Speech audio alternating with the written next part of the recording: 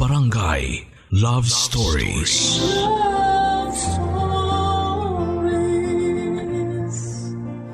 Natitiis ng anak ang mga magulang, pero hindi natitiis ng magulang ang kanyang mga anak. Kaya nga kahit na malalaki na sila at may sarili ng pamilya, isang tawag lang at nandyan na kaagad ang nanay at tatay nila. Kaso minsan dala ng hindi kontroladong sitwasyon ay nababaliwala ng mga anak ang sakripisyo ng mga magulang nila. Ikaw kabarangay, naranasan mo na bang maging swail sa mga taong pinagkakautangan mo ng buhay?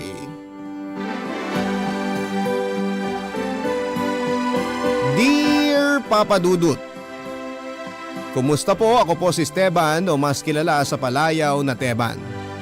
30 years old, taga Paranaque po ako at nagtatrabaho bilang electrician. May kinakasama na po ako at isang anak na lalaki. Hindi po talaga ako mahilig makinig ng radyo pero nitong nagka-pandemic ay naging libangan ko na nga po ang mag-tune in sa Barangay Love Stories. Sa kasalukuyan ay magkakasama po kaming nakatira ng Nanay Melda ko sa bahay. Aaminin ko po Papa Dudut na malaki ang atraso ko sa sarili kong ina dahil minsan sa buhay ko, hindi po ako naging mabuting anak. Siguro lahat naman tayo ay dumarating sa punto ng buhay natin kung saan ay nagiging rebelde tayo. At wala tayong pakialam kahit na may masaktan tayong ibang tao. Lalo na yung mga mahal natin sa buhay na walang ginawa kundi ang magtiis at magsakripisyo para sa atin. Sa totoo lang, kundi ako nagbago ngayon ay baka laking pagsisisi ko talaga habang buhay. Kaya nga kahit alam kong marami ang pwedeng mainis sa akin ay naglakas loob pa rin po akong ibahagi ang storya ng buhay ko para kapulutan ng aral at inspirasyon ng ating mga kapuso. Magsisimula po ang lahat noong 23 years old na ako. Nang mga panahon na yon, nasa Maynila na po ako at ilang taon na rin nagtatrabaho sa perya nang lumuwas ang nanay ko. Hindi po ako nakapagtapos sa kolehiyo at nakaisang semestre lamang. Mahirap lang naman po kasi kami sa probinsya at maaga ring inabandona ng tatay ko matapos sumama sa ibang babae.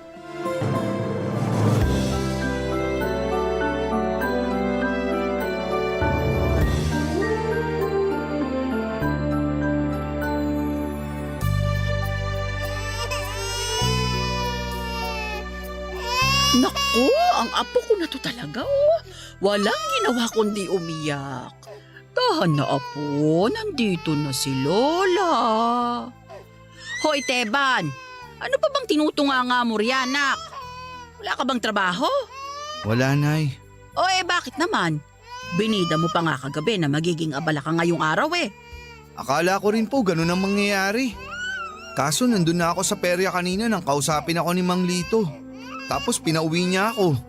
Kesyo matumal daw ang kita at kailangan may mga trabador na magpahinga para bawas gastos. Kamalas-malasan, napasama pa ako dun. Tahan na? Ay, sus naman. Pero matagal ka na rin sa perya na yun, di ba? Akala ko pa naman nakuha mo na ang loob ng amo mo. Akala ko rin pero hindi pala. Mas marami pa rin siyang paborito na di hamak na mas maaasahan daw kesa sa akin. Abay, ano naman ang ibig sabihin nun? Masipag ka naman, di ba? Kulang na lang gugulin mo ang 24 oras dun sa peryahan. Tapos sasabihan ka pa ng ganyan? Ang kapal ha? Ganun po siguro talaga kapag dayo ka lang. Kahit kasi ilang taon na ako nagtatrabaho dun, hindi pa rin nagbabago yung tingin at turing nila sa akin. Madalas yung mga katrabaho ko dun na magkababayan pinagtutulungan ako. O kaya lagi nila akong ine-etsyopwera. Bakit kasi hindi ka nalang maghanap ng ibang trabaho kung ganyan lang din naman ang trato nila sa'yo? Simula nang dumating ako rito sa Maynila, nasa peryahan na ako, Nay. Pakiramdam ko nga, doon na rin ako mamamatay. Ano ba naman yung sinasabi mo? Huwag kang ngang mag-isip ng ganyan. Hindi mo pwedeng gugulin ang buong buhay mo sa lugar na yon dahil may anak ka na. Isipin mo na lang, paano mo bubuhayin ang batang to kung magkano lang naman ang sinisweldo mo? Ay, Nay, kailangan niyo po ba talagang ipamukha sa akin na kakarampot lang ang kinikita ko? Hindi naman sa ganun anak. Ang akin lang, Nanghihinayang ako sa potensyal mo. Hindi ba nung bata ka, mahilig kang ang magbubutingting? Gusto ko lang na subukan mo pang maghanap ng ibang mapagkakakitaan bukod sa trabaho mo ngayon. Malay mo, mas malayo ang marating mo at mas magandang buhay ang maibigay mo rito sa anak mo. Ewan ko sa inyo, Nay. Kung kami nga ni Kuya, hindi nyo nabigyan ng magandang buhay. Tapos gusto nyo magsikap kami ng gusto para sa mga anak namin ngayon? Ikaw, Teban, ha? Wag na wag mong isusumbat sa akin ang nakaraan dahil alam mo sa sarili mo na ginawa ko nun lahat para mabuhay lang kayo ng kuya mo. Kaso imbes na magpasalamat kayo at tulungan ako, nakuha nyo pa talaga akong suwayin. O hindi ba nga? Walang paalam ka pa nung sumama sa tiyuhin mo paluwas dito sa Maynila matapos nating mag-away noon? Ginawa ko lang yun kasi pakiramdam ko hindi ako aasenso sa Samar. Kaso, masahol pa pala ang buhay na dadatnan ko rito sa Maynila. Kaya nga imbes na magkaganyan ka, hala, kumilos ka. Magsikap ka alang-alang sa pamilya mo. Sabi mo wala ka naman pasok, hindi ba? Imbes na magmukmuk ka rito, bakit hindi ka maghanap ng mapagkakakitaan doon sa palengke? Ang dinig ko riyan sa labasan, nangangailangan daw sila ng trabahador. Pakinabangan mo naman yung katawan mo. Oo. Kita mo, pati yung anak mo sang-ayon sa sinasabi ko. Ewan ko sa inyo, Nay. Dami niyong daldal. Kung alam ko lang na sa sermonan niyo ako pag nandito kayo, sana di na lang ako pumayag na lumuwas kayo. Wala talagang utang na loob tong batang to. Pasalamat ka na lang may nanay kang handang magtiis at magsakripisyo alang-alang sa'yo. Hindi mo ako dapat pinagsasalitaan ng ganyan. Ang totoo niyan, ang kinakasama kong si Grace ang may ideya na paluwasin sa lugar namin ang nanay ko mula sa Samar para may makasama kami rito, lalo na nga at malapit na noong ipanganak ang anak namin. Sa totoo lang, Papa Dudut, ay pareho pa po kasi kaming nangangapa ni Grace sa buhay dahil naging mapuso kami at maaga ko siyang nabuntis. Kaya nga masasabi ko na malaking tulong po talaga ang pagdating ni nanay dahil siya ang umalalay sa amin hanggang sa maisilang na nga namin ang baby namin. Isa sa mga dahilan ko noong araw kung bakit ako umalis sa amin ay upang makapagtrabaho sa malayo at mapalayo din sa nanay ko. Hindi po talaga kasi magkasundo kami noon pa man. Madalas ay kontra siya sa mga gusto kong mangyari na nauuwi lamang sa pagtatalo naming mag-ina. Kaya nga kahit magkanda kuba na siya noon sa pagtatrabaho para mapag-aral kami ni Kuya, binaliwala po namin yon na magkapatid at ginawa pa rin ang mga gusto namin. Maagang nagkaasawa at nagkaanak noon si Kuya at si Nanay din ang nag-alaga sa mga apo niya rito. Tapos ngayon ako naman ang nagka-baby at si Nanay pa rin po ang inasahan kong tutulong sa akin. Mabilis po na nagdaan ang ilang mga araw. Dumanas na rin po na hindi ako pinapapasok sa peryahan dahil sa maraming kadahilanan. Pero malakas ang kutob ko na siniraan na ako ng mga kasamahan ko doon para tuluyan ng matanggal sa trabaho namin. Hindi naman po ako tamad, Papa Dudut. Sa katunayan, ako ang kinatutuwaan ng amo ko dahil nga sa maasahan daw ako at masipag. Yun din siguro ang dahilan kung bakit marami ang naiinggit sa akin at ako naman ang tinarget para mawalan ng mapagkakakitaan. At hindi nga ako nagkamali dahil pagkalipas lamang ng ilang linggo ay huling sweldo ko na pala, Papa Dudut.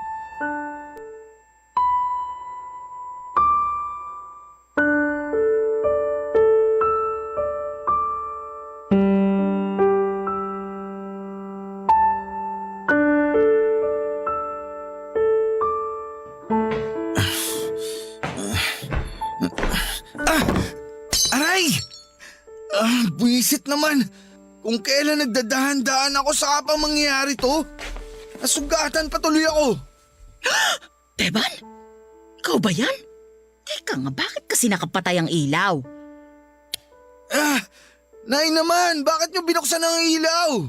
Nasilaw tuloy ako. Kaya ka nakakabasag ng pinggan dahil may ilaw naman hindi mo binubuksan. Saka sandali, bakit ngayon ka lang umuwi? Nung oras na, Teban, na madaling araw na. Nay, hinaan nyo lang po ang boses nyo.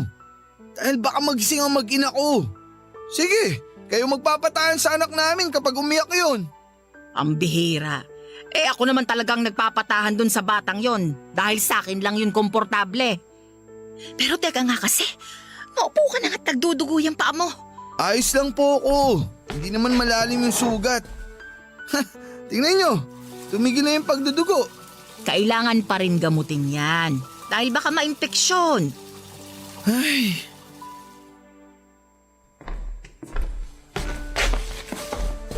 Oo. Akin na yung paa mo. Uhugasan natin. ay. Salamat, Nay. Laki-laki mo na, Teban. Pero parang bata ka pa rin umasta. Ano na lang ang gagawin mo kung wala ako?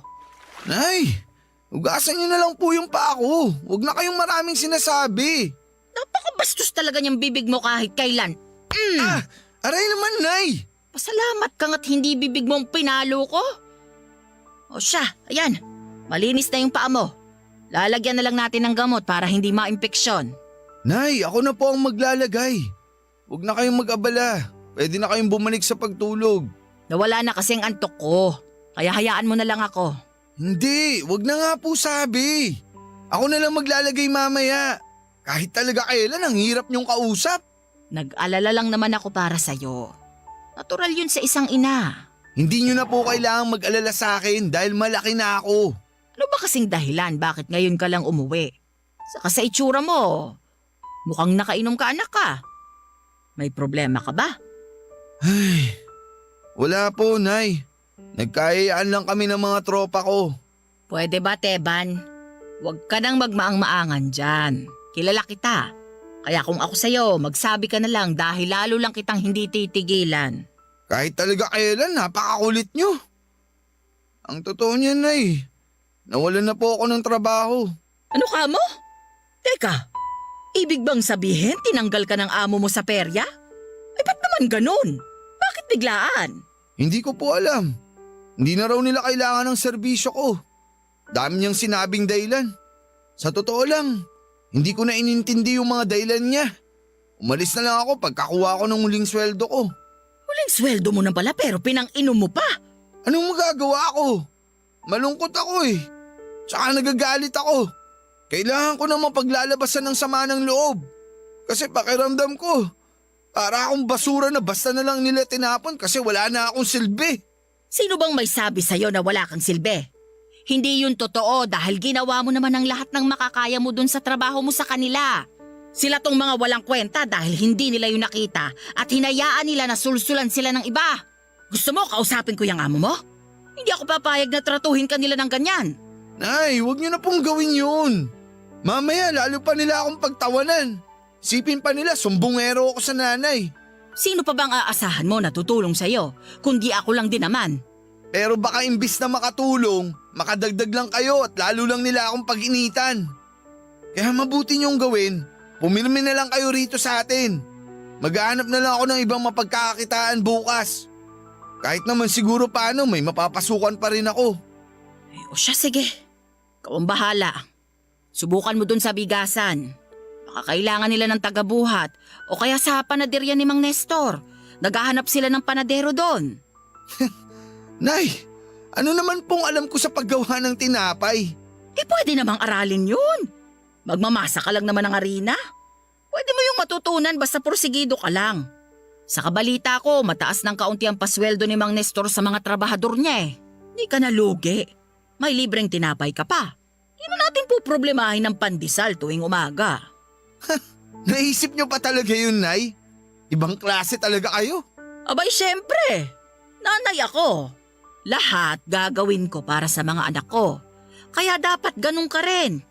Kung kailangan mong magtiis at magsakripisyo, gawin mo para sa anak ninyo ni Grace. At dahil nga sa sulsol ni nanay ay nag-apply nga ako sa panaderya ni Mang Nestor at kahit wala akong karanasan sa pagiging panadero, kinusender ako pa rin yun, Papa Dudut, at nangako ako sa kanya na bibilisan kong matuto mula sa iba pa niyang mga tauhan. Hindi nga nagtagal ay nagsimula na ang bagong trabaho ko. Kahit po mahirap, Papa Dudut, ay wala talaga akong kaideya-ideya, ay pinilit kong inaral ang lahat para matuto. Masaya naman ako sa ginagawa ko noon dahil natuto ako ng ibang mga gawain. Buong akala ko kasi habang buhay na lamang ako magtatrabaho sa may peryahan. Nagtuloy-tuloy pa ang pagkatrabaho ko sa bakery ni Mang Nestor hanggang sa ma-regular na nga ako doon, Papa Dudut. Pero sa kabila ng lahat ay hindi pa rin po naging sapat sa amin ang kinikita ko. Lalo lamang akong kahit na nagtatrabaho ako. Sakto lang sa pagkain namin at pambayad sa upa ang sinasahod ko. At may pagkakataon pa na sumasala kami sa pagkain at pambili ng gatas ng anak namin ni Grace, kaya naman nagkakanda-utang ako. Kaya nga imbis na magpursige ay nawalan pa ako ng ganang magpatuloy sa buhay. At biglang gusto ko na lamang na huminto, Papa Dudut.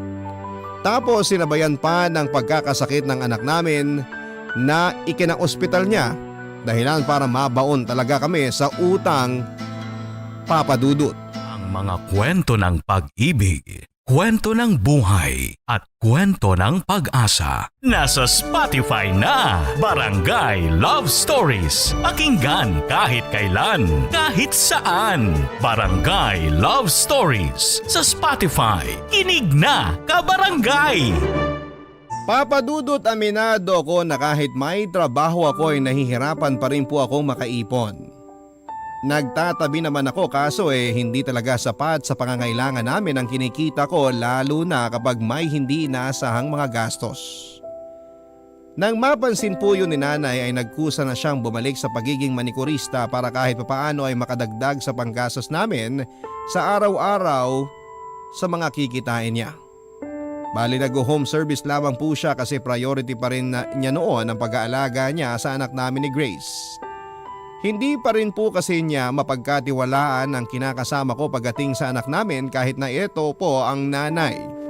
Sa bagay, ultimo ako na tatay, aminado po ako na wala pa rin akong tiwala sa kakayahan ko para asikasuhin at alagaan ang anak ko. Mabuti na lang talaga kasama namin si nanay ng mga panahon na yon.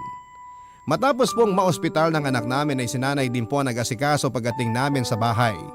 Tinutulungan naman siya ni Grace para kahit paano ay gumaan ang mga gawain.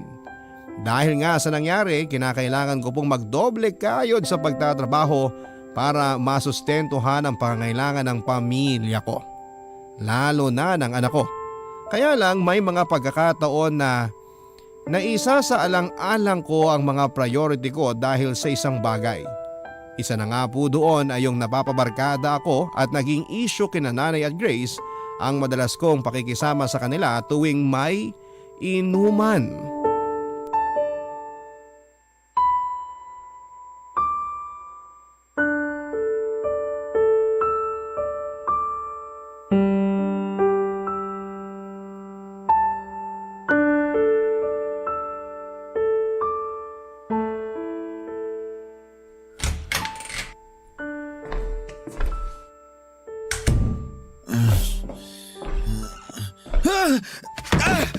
Aray! Teka, Ay, ano ba yun? lagi na lang! Teka, Grace! Tulungan mo ako. Itayo natin ang ungas na ito. Ay, naku, opo, Nay. O sige, tsaka sa kabila. O itayo natin. Tumayo ka nga dyan, Teba. Ano ba? Bitiwan niyo nga ako! Ang OA niyo! Anong akala niyo sa akin? Di ko kaya ang sarili ko? Sira ulo ka talagang bata ka? Aray ko naman, Nay! Bakit niyo ako binatukan? Tinatanong mo pa talaga? Tignan mo nga ang ginawa mo sa amin ni Grace. Tinulak mo kami samantalang inaalalayan ka lang naman naming tumayo. Wala ka talagang respeto sa mga babae. Pwede ba, Nay? Huwag niyo nga akong pangaralan sa harap ni Grace. Ayaw mong napagsasabihan ka, pero kung umasta ka naman para kang bata. Tsaka di ba sabi ko sa'yo, huwag ka nang maglalasing. Napakatikas ng ulo mo. Aray ko! Tama na ho. Nay, ano ba? Tama na! Anong tama na? Kulang pa nga yan para matauhan ka. Palagi ka nalang umuuwing lasing. At sa pesteng alak na lang na yan napupunta ang sweldo mo. Sabing tigilan niyo na ako! Nay! Ano ba naman, Teban? Likod ko! Bakit mo ginawa yun? Bakit mo tinulak si nanay? Nasisiraan ka na talaga ng bait! Ako? Baka yung matandang yan ang nasisiraan ng bait. Sino ba namang matinong nanay ang sasaktan ng anak niya, di ba?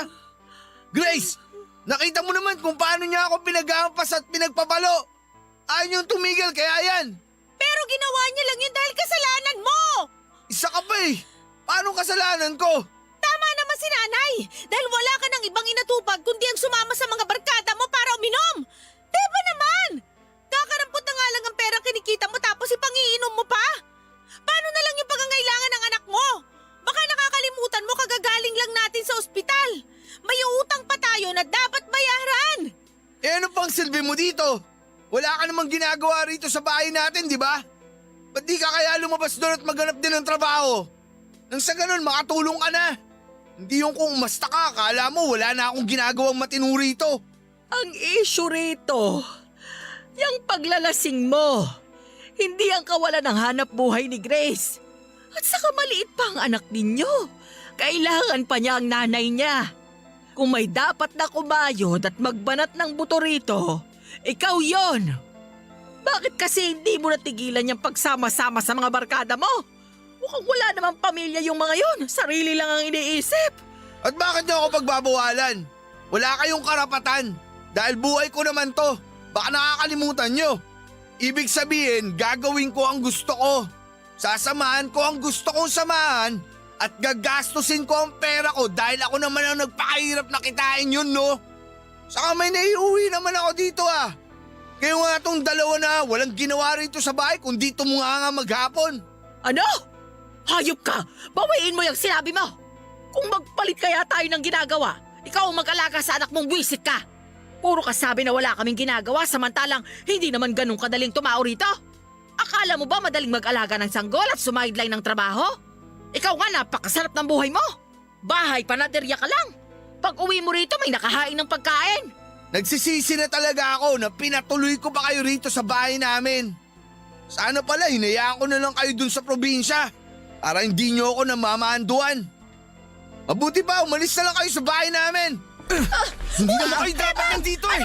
Lumayas na lang kayo. Bitawan mo nga ako. Doon kayo sa labas. Sinanay, Diyos ka na ba? Ano nangyayari sa'yo? Huwag kang makialam dito, Grace. Doon ka sa anak natin. Patahanin mo siya, naririndi na ako. Ito mo talaga ituring ang nanay mo? Napakawalang hiya mong bata ka. Ako talaga, Nay. Naaaburido na ako sa bibig nyo eh. Kung hindi lang din naman kayo titigil ka sa sermon, mabuti pa sa labas na lang kayo ng bahay matulog. Aray! Diyan kayo!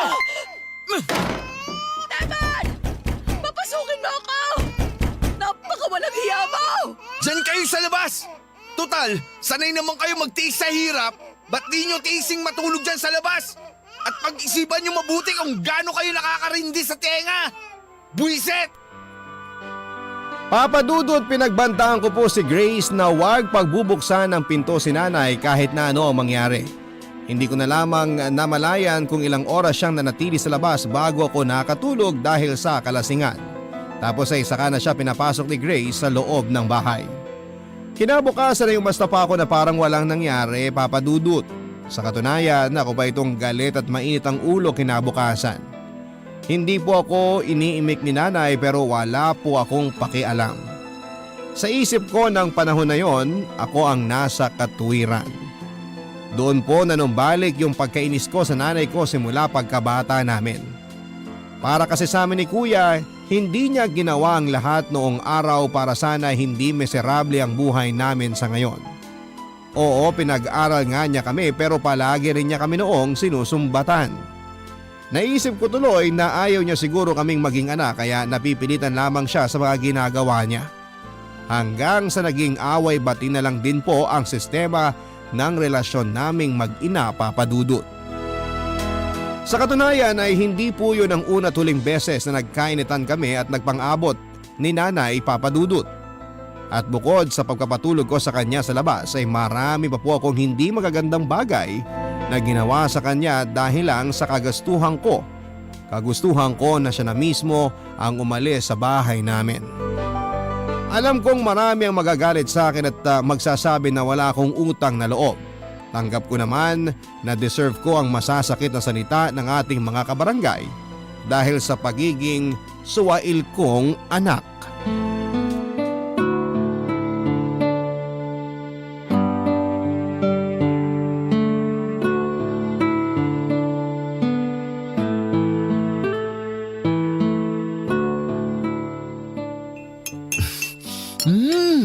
Ang sarap talaga nitong adobong baboy.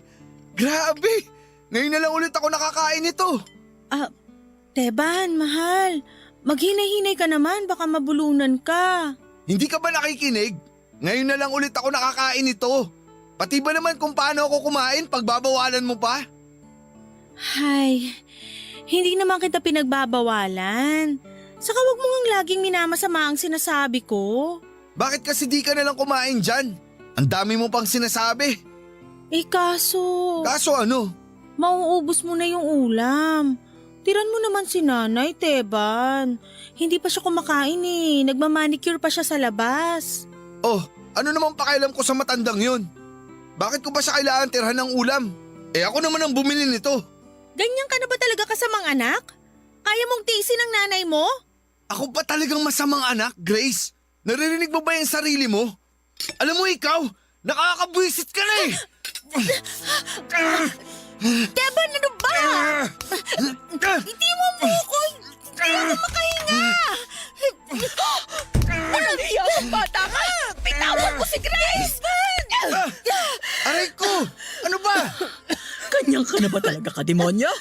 Nanay ng anak mo, sinasaktan mo! Naluto na yata ng alak yung utak mo eh! Napakamadaldal kasi ng babaeng yan! Nagmana yata sa inyo! Pinagsasabihan ko lang naman siya na maghinay-hinay sa pagkain at tiran kayo ng ulam, Nay. Alam ko po na hindi pa kayo nag-aalmusal eh. Ba't nga kasi kailangan tira ng matanda na yan? Ako naman ang bumili nito, di ba? Kung gusto niyang makakain ng masarap, di magtrabaho siya. Napakawalang hiya mo talaga! Palagay mo sa akin, walang ginagawa sa pamamahay na to. Para sa kaalaman mo, simula nang dumating ako rito, hindi na ako magkanda-ugaga sa kakaintindi sa inyo ng anak mo. Mabuti na nga lang nandyan si Grace. Naturingang ikaw ang anak ko, pero ikaw din ang irresponsable sa inyong dalawa. Wag na wag mo akong ikukumpara sa babaeng yan, Nay. O bakit? Nasasaktan ka kasi tama naman ako. Puro ka galit, puro ka inis sa aming dalawa. Samantalang kung magbibilangan tayo ng mga ginagawa, mas marami at mas nakakapagod yung ginagawa namin. Kung matino ka lang sana at responsableng tatay sa anak mo, sana hindi tayo nagkakagulo ng ganito. Tapos pati ang ulam, malaking issue sa'yo. Alas sige, abusin mo. Kaya kong bumili ng makakain ko. Kung ganun pala, ibig sabihin kaya mo na rin ang sarili mo. Di umalis ka na ngayon din sa bahay namin. Hindi ka na namin kailangan dito. Ano ba? Bitawan mo ako yan! Huwag kang makialam dito. Namumuro na sa akin ang matandang to. Kahit nanay ko pa siya, may hangganan din ang pagiging nanay niya sa akin.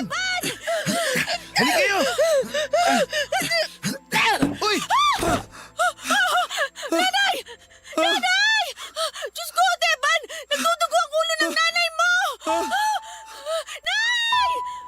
Papadudot, hindi ko po sinadya na itulak si nanay dahilan para mabagok ang ulo niya.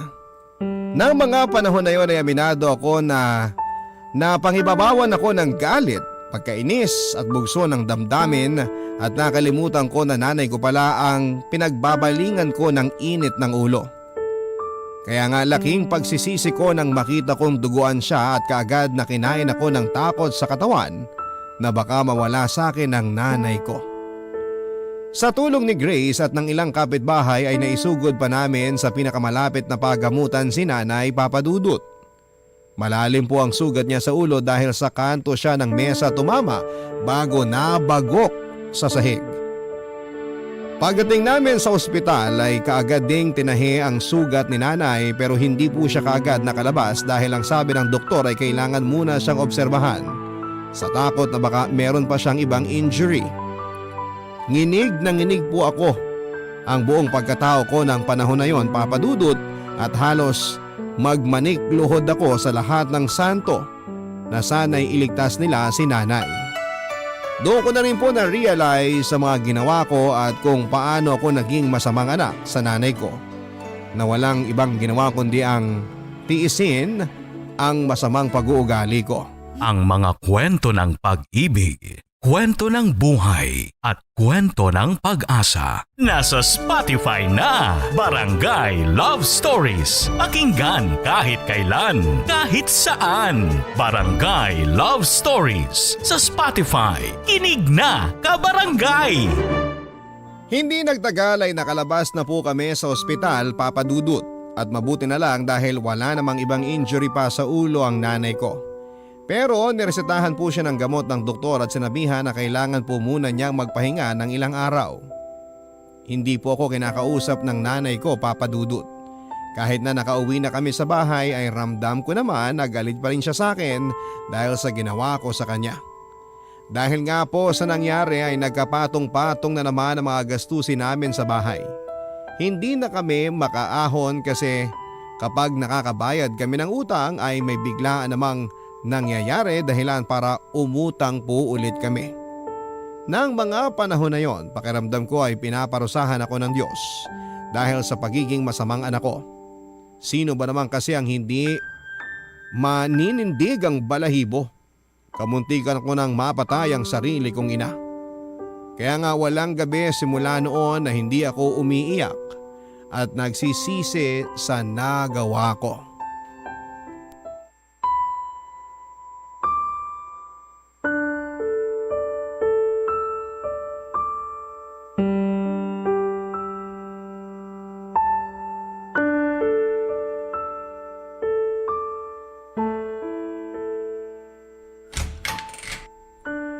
Teban? Oh, Grace. Gabi na. Ba't lumabas ka pa ng bahay? Hindi kasi ako makatulog tapos wala ka pa sa pwesto mo sa higaan natin. Akala ko nag-CR ka lang pero hindi ka na bumalik. Nag-alala ako kaya bumangon na lang ako para hanapin ka. Tulog na tulog naman ang anak natin kaya iniwan ko muna. Mabuti naman at maimbing ang tulog niya. Ba't ka ba kasi nandito? May ginagawa ka ba? Wala naman. Hindi lang ako makatulog kaya naisip ko na lumabas na lang muna para magpahangin. Alam ko kahit hindi mo sabihin. Malungkot ka pa rin at sinisisi mo pa rin ang sarili mo dahil sa nangyari kay nanay. Ako naman kasi talaga ang may kasalanan eh. Takot na takot ako noon, Grace. Pareho dun sa takot ng ma-ospital yung anak natin. Akala ko kaya ko nang tiisin ng nanay ko pero hindi pa rin pala. At hanggang ngayon, hindi ko pa rin magawang patawarin ang sarili ko dahil sa nangyari. Ay, hindi nga tama ang ginawa mong yun. At kahit na saang anggulo tingnan, kasalanan sa mata ng Diyos na bastusin at hindi respetuhin ang magulang natin. Pero alam ko rin naman na hindi mo yun sinasadya. Nabigla ka lang at may pinagdadaanan ka noong mga panahon na yun. Pero kahit na, hindi ko pa rin dapat hinayaan ang sarili ko na magpadala sa galit. Pati ikaw, Grace. Nasaktan ko. Hindi ka man lang ba nagagalit sa akin? Aaminin ko. Nagalit ako sa'yo kasi parang hindi na kita kilala. Pero ewan ko ba, Teban? Dahil mas nanaig pa rin ang pagmamahal ko sa'yo lalo nung nakita ko kung paano ka natakot para sa kaligtasan ng nanay mo. Ay. Kaya lang, magiging tapat ako sa'yo. May mga pagkakataon pa rin na di ko mapigilang matakot kasi baka anumang sandali masaktan mo uli kami. Patawarin mo ako, Grace. Hindi ko sinasadya ang lahat. Alam ko naging masama ako sa inyo ni nanay. Pero maniwala ka. Mahal na mahal ko kayo. Alam ko naman yun. Nakikita ko naman ang pagsisikap mo at pagiging matiisin alang-alang sa pamilya natin. Hindi ka perpekto. Lahat naman tayo hindi perpekto, di ba? Pero nasa atin pa rin ang desisyon para maitama ang mga maling nagawa natin. Kung talagang nagsisisi ka na, patunayan mo yun, Teban. Naiintindihan ko, Grace. At pinapangako ko. Gagawin ko ang lahat para makabawi sa inyo. Iiwasan ko na yung mga bisyo ko at mas magsisipag pa ako sa trabaho. Tsaka hindi na rin ako magiging reklamador. Palagi ko na rin uunahin ang kapakanan nyo ng anak natin. At higit sa lahat, igagalang ko na kayo ni nanay at hindi ko na siya sasaktan. Aasahan namin yan, ha? Kasi importante ka rin sa amin ni nanay. Alam mo yan. Maraming salamat, Grace. Palagay mo ba, mapapatawad pa ako ni nanay? Kasi hanggang ngayon, hindi pa rin niya ako kinakausap eh. Natatakot ako na baka isumpa na niya ako at itakwil bilang anak niya. At bakit ko naman gagawin yon? Ano bang palagay mo sa akin? Walang konsensyang magulang. Nay! Nanay! Oh, Patawarin niyo po ako, Nay! Hindi ko po sinasadya ang lahat. tingnan mo tong batang to. Tahan na, anak. Hindi naman galit sa'yo ang nanay. Nagtatampo lang. Pero madali namang mawala yon. Saka naniniwala naman ako na kung may pagpipilian ka lang, hindi mo gagawin ang bagay na yon. Pero nakaraan na yon. Pwede ka namang bumawi at pwede mo namang itama ang mga pagkakamali mo. Ang importante, natututo tayo sa mga kasalanan natin. Yan nga rin po ang sinabi ko sa kanya, Nay. Palagi naman tayong may pagkakataon para bumawi at mas maging mabuting bersyon ng ating sarili. Naniniwala ako na magagawa mo yon, Teban. Para sa anak mo at para sa sarili mo. Papa Dudut, walang paglagyan ng saya na nararamdaman ko ng panahon na yon dahil nga sabay akong pinatawad ng dalawang babaeng mahalaga sa buhay ko. Kahit naman sinong nagkasala na pinagkalooban ng pagkakataon na makabawi at maituwid ang lahat ng nagawa niyang pagkakamali ay magpapasalamat ng walang hanggan. Kaya nga pagkatapos ng gabing yon ay sinimulan ko ng tuparin ng mga salitang pinangako ko sa pamilya ko. Nagsikap po ako, Papa Dudut, at mas dinagdagan pa ang pagtitiis sa buhay. Oo, hindi man kaagad dumating yung tamang panahon para matupad ang mga pangarap natin, pero hindi po ibig sabihin na huli na ang lahat. Kailangan lang nating maging handa at bukas ang puso sa mga opportunity. Hindi nagtagal ay nagkaroon po ng programa ang barangay namin tungkol sa libreng pag-aaral ng iba't ibang skilled courses. At isa po ako sa naging interesado na kumuha ng short-term course na may kinalaman sa electrical installation and maintenance. Nagtrabaho pa rin naman po ako ng panahon na yon habang nag-aaral. At bukod doon ay tumutulong din sa amin si nanay, kaya nga hindi kahit na mahirap ay naging magaan pa rin ang pagdadala namin sa buhay. Pagkalipas po ng ilang buwan ay natapos ko na rin po ang kursong kinuha ko at mas maraming pintuan ng mga oportunidad ang nagbukas para sa akin. Doon na po ako nag-resign sa panaderya ni Mang Nestor at nagtrabaho naman bilang isang electrician.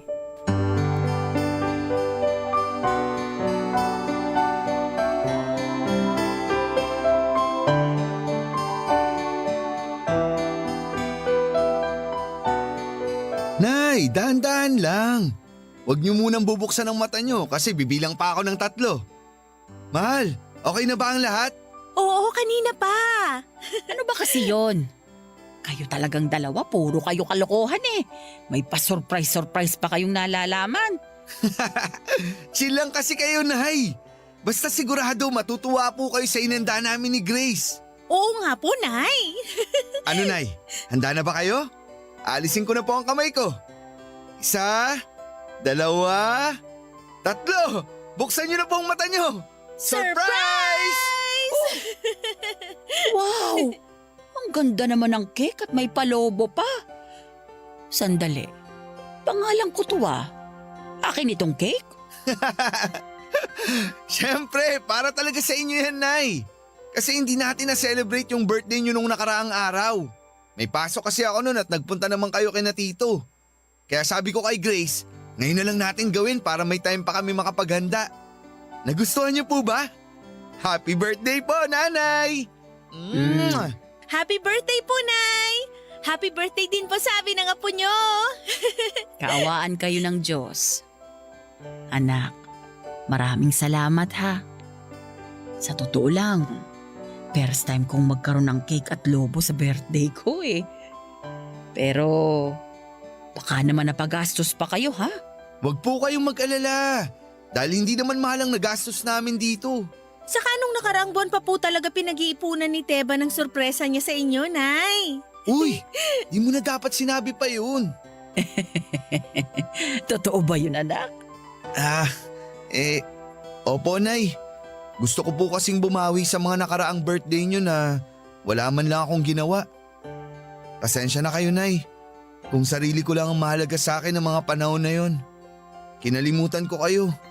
Binaliwala ko ang lahat ng pagtitiis nyo sa amin ni Kuya. Ngayon na magulang na rin ako, marami po akong bagay na na-realize. At ayoko rin dumating yung panahon na mamana ng anak ko ang pagiging swail ko. Kaya nga ngayon pa lang, kusa ko na pong pinuputol ang sungay ko.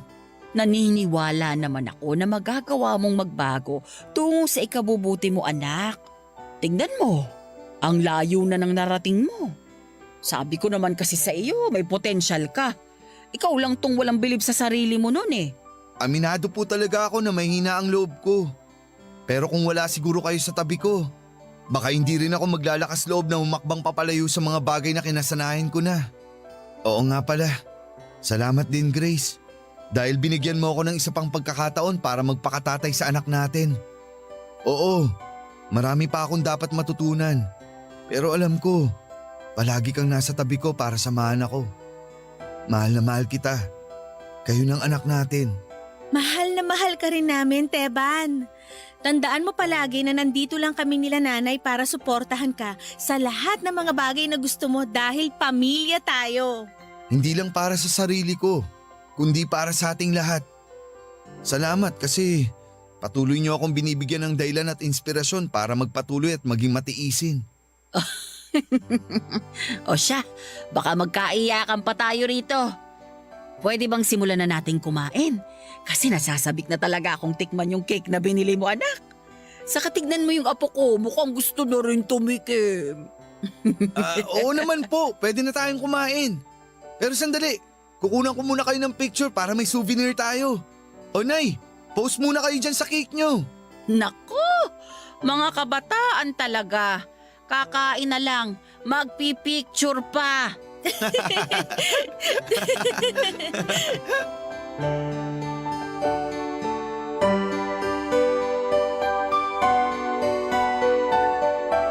Papa Dudut, wala pong pagsidlan ng saya sa puso ko ng panahon na yon.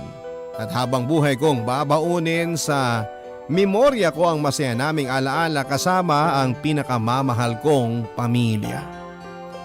Marami pong bagay ang pinarealize sa akin ng mga pangyayaring yon sa buhay ko. Una na po doon ay ang paggalang at pagrespeto natin sa ating mga magulang. Mahalaga po yun dahil iisa lamang ang nanay at tatay natin sa mundong ito. Ikalawa ay ang pagiging matiisin sa lahat ng aspeto. Pero partikular na po sa buhay na ito. Hindi pare-pareho ang landas na tinatahak ng bawat isa sa atin. Merong dumadaan sa tuwid na kalsada at meron namang sa malubak. Pero sa huli, pare-pareho pa rin naman po tayong nakakarating sa ating destinasyon.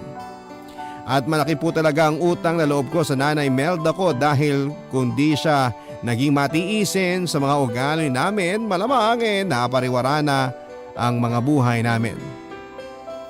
Papa Dudut, hanggang dito na lamang po ang sulat ko. Maraming salamat po. Sakaling mapili po ninyong itampok sa Barangay Love Stories ang kwento ng pamilya namin.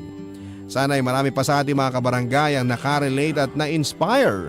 More power po sa inyong programa, ang inyong forever kapuso at kabarangay, Teban. Barangay Love Stories.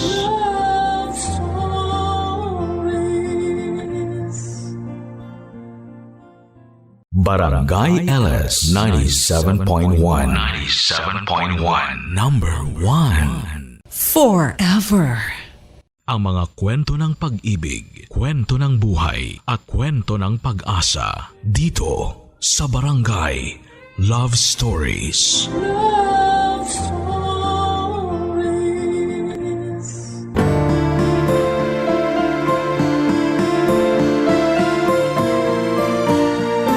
Ang sabi nila ang buhay ay parang sugal na napakalaking halaga ang maaaring itaya. Ngunit hindi natin nalalaman kung kailan tayo mananalo o matatalo. Ikaw, kabarangay, handa ka bang itaya ang lahat kapalit ng panandaliang kasiyahan?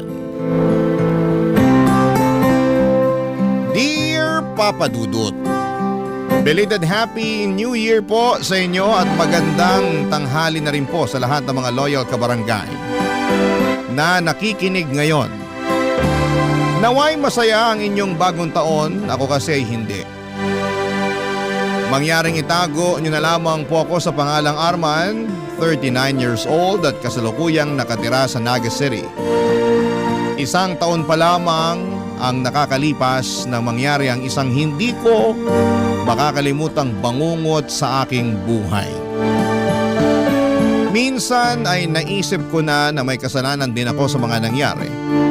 Dahil hinayaan ko ang mga bagay-bagay kahit alam kong may mali na.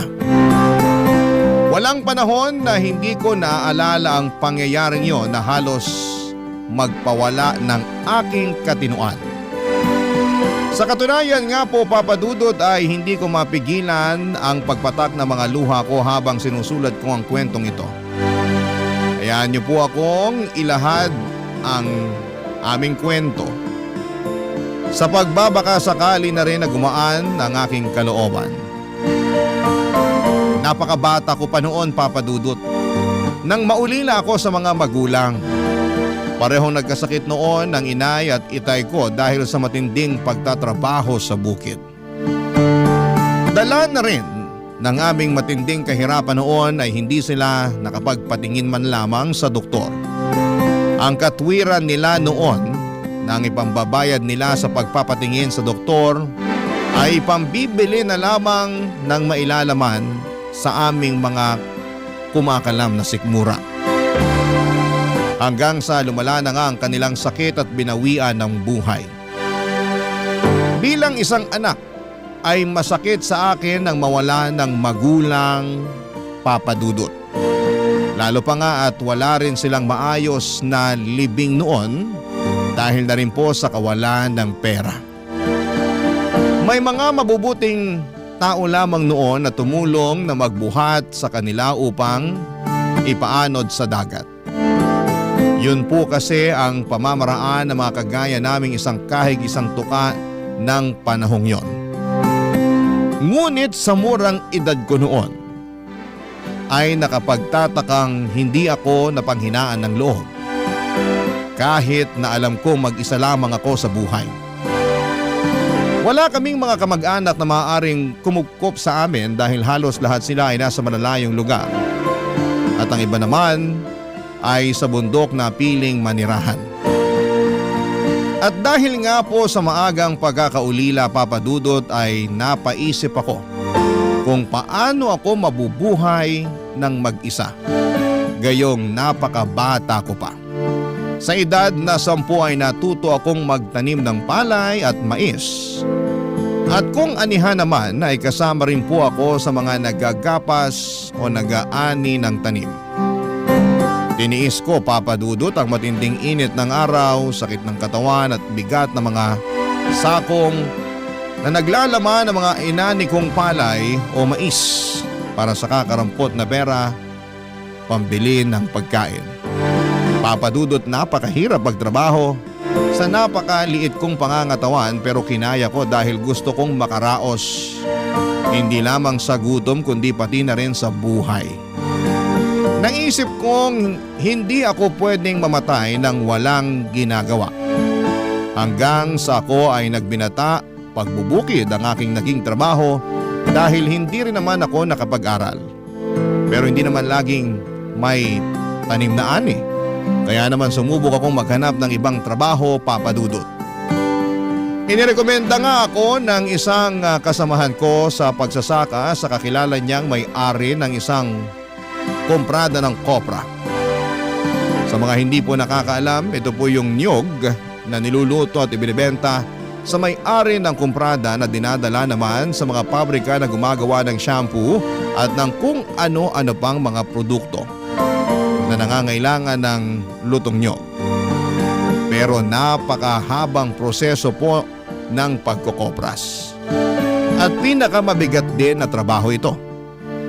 Yung kumprada po na yon ay bumibili rin ng mga uling at gumagawa rin ng uling mula sa mga baon ng niyog na doon nasa kanila galing. At yun nga po ang trabahong napasukan ko, Papa Dudut. May mga balon sila na pagmamay-ari sa bundok na siyang pinanggagatungan ng mga baon ng niyog upang gawing uling. Ngunit hindi rin madali ang paggawa ng uling dahil bukod sa pag-akyat, panaog sa bundok ay matinding usok at init ang aming kailangang tiisin. Doon ko na nga rin nakilala si Sally, ang babaeng nagpatibok noon ng aking puso. Papadudod si Sally ay tagasuri ng mga uling na hinahango namin o ibinebenta roon. Siya ang nakatokang suriin ang mga uling kung basa pa ang mga ito o kung may mga baon ng niyog na hindi pa masyadong nauuling. Nahulog ang loob ko noon sa kanya dahil halos palagi kaming nakakapagkwentuhan noon at madalas niya pa akong ilibre ng merienda, Papa Dudut. Ngunit matanda ako sa kanya ng 3 taon. 20 years old ako at siya naman ay 17. Kaya kahit walang kasiguraduhan kung sasagutin niya ako o hindi, ay niligawan ko siya sa lahat ng paraan na alam ko at agad naman niya akong sinagot. Ilang buwan pa lamang kami noong magkasintahan nang makiusap siya sa akin na kung pwede ay magsama na kami, Papa Dudut. Nagulat pa ako noon dahil bata pa siya para makipag-live-in o makipag-asawa. Pero mapilit siya kaya naman ginusto kong magpaalam muna sa mga magulang niya. Kaya lamang ay ayaw niya dahil matagal na raw siyang wala sa poder ng mga ito. Matagal na raw siyang pinabayaan ng kanyang mga magulang. Dahil nga sa bulag ako sa pag-ibig niya noon ay sumunod ako sa gusto niya kahit pa nga alam ko ang tungkol sa kanyang bisyo. Ang pagsusugal, Papa Dudut. Pero kahit na ganoon ay hindi nagbago ang pagtingin ko sa kanya. Bagamat wala kaming formal na kasal ay itinuring ko na siyang asawa ko. Hanggang sa paglipas ng aming pagsasama ay nabiyayaan kami ng 2 anak. Pero hindi naging madali ang aming pagsasama dahil matapos niyang maipanganak ang aming bunso, ay halos araw-araw na siyang nagsusugal na hindi ko na maawat at sa tuwing pagsasabihan ko naman siya ay nauuwi lamang kami sa pagtatalo.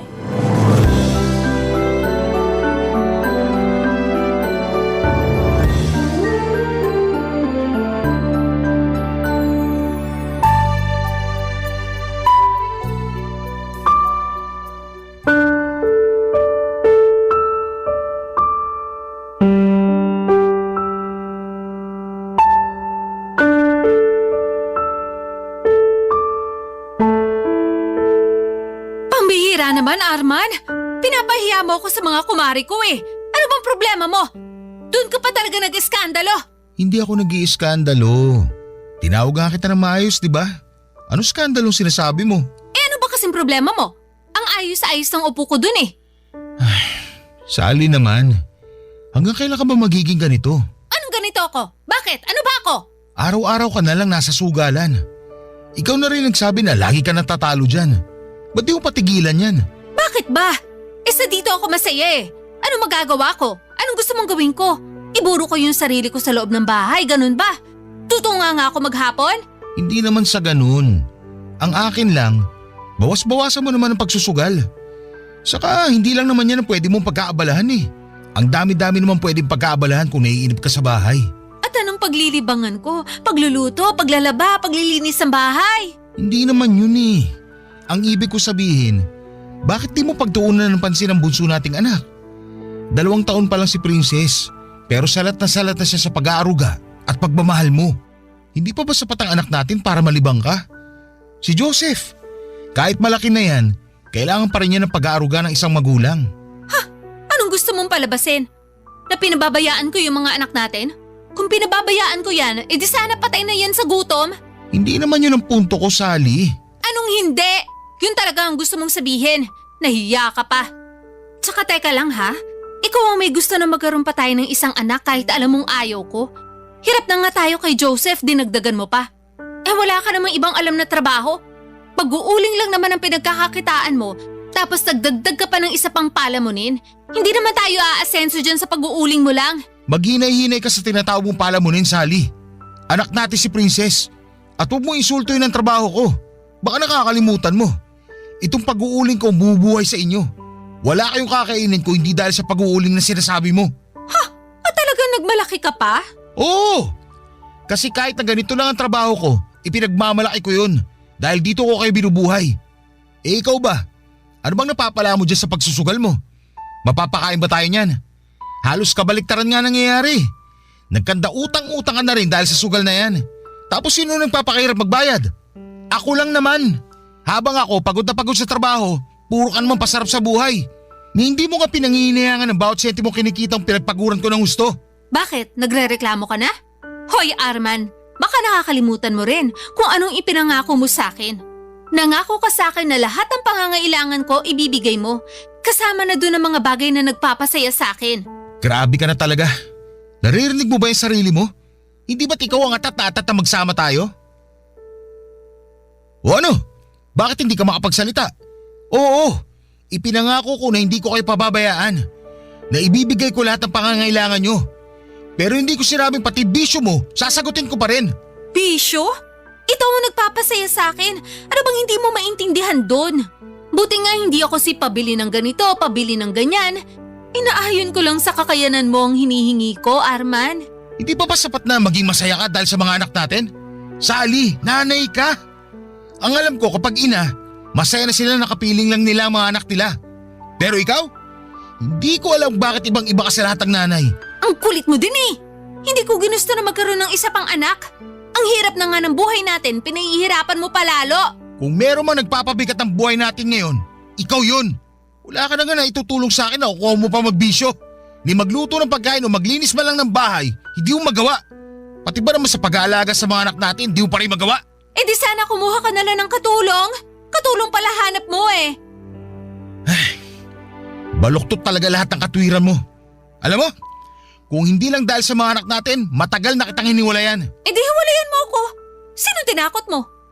Pero itong tatandaan mo, hindi tayo kasal kaya sa akin ang mga bata. Ikaw pa talaga may gana magsalita ng ganyan? Kukunin mo yung mga bata hindi mo nga kayang alagaan. Ano ipapakain mo sa kanila? Baraha? Tapos pag wala ka ng pansugal, sila yung pambabayad mo. Hoy, magdahan-dahan ka sa pananalita mo sa akin. Hiwalayan mo ko kung gusto mo kong hiwalayan. Pero sa akin ang mga bata. Nahihibang ka na talaga. Wala ka na sa katinuan. Wala na nga siguro ako sa katinuan. Kasi hanggang ngayon, nagtsatsaga ako sa buhay na to kasama ka. Kung tutuusin, pwede naman ako maghanap ng ibang lalaki na kaya akong bigyan ng mas magandang buhay. Teka nga, uulitin ko lang ha.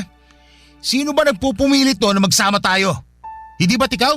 Alam mong pag-uuling lang ang trabaho ko. Pero nagpumilit ka pa rin na magsama tayo. O bakit? Pumayag ka naman, di ba? Ano ngayon ang problema mo? Gusto mo kong hiwalayan? Eh di sige, para hindi mo na talaga makita ang mga anak mo. O ano? Ikaw naman ang hindi makapagsalita ngayon. Ngayon mo ilabas ang tapang mo, Arman. Pasalamat ka nga at nagtitiis ako sa ganitong buhay. Kasi nakakaawa ka naman kung wala ka nang anak, wala ka pang asawa. Sino pa magkakagusto sa'yo sa tingin mo? Eh ang itim-itim mo na nga, mukha ka pang matanda.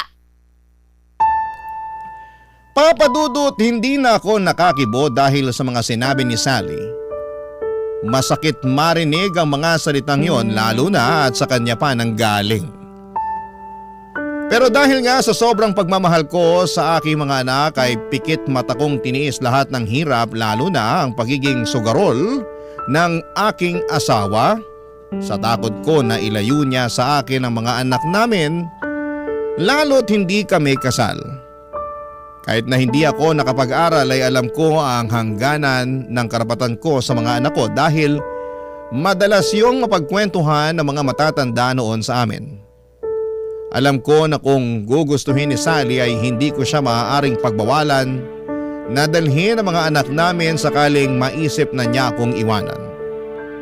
Naisip ko noon na pera lang naman yon at kayang-kaya kong kitain pero ang mga anak ko ay walang katumbas na halaga. Sila ang kayamanan at buhay ko. Kaya kung ano man ang gusto ni Sally ay hinayaan ko na lamang dahil mas importante sa akin Nakapiling ko ang mga anak ko, Papa Dudut. Tinis ko lahat ng hirap at pagod dahil kapag uuwi naman ako noon sa bahay, ay nawawala rin yon kapag nasisilayan ko na ang aking mga mata. Lalo na ang aking bunso na lagi akong sinasalubong sa aming pintuan kapag alam niyang pauwi na ako. Nalalapit na rin ang kanyang ikatlong kaarawan noon kaya naman dumilhen siya ako ng pera para maipagluto man lamang siya. Kahit tig-1 kilong pansit at spaghetti na aming pagsasaluhan.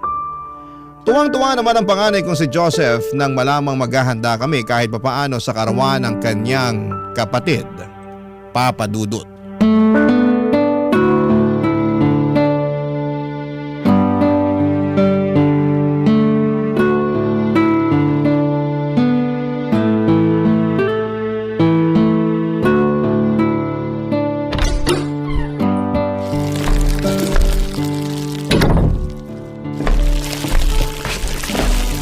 Tay!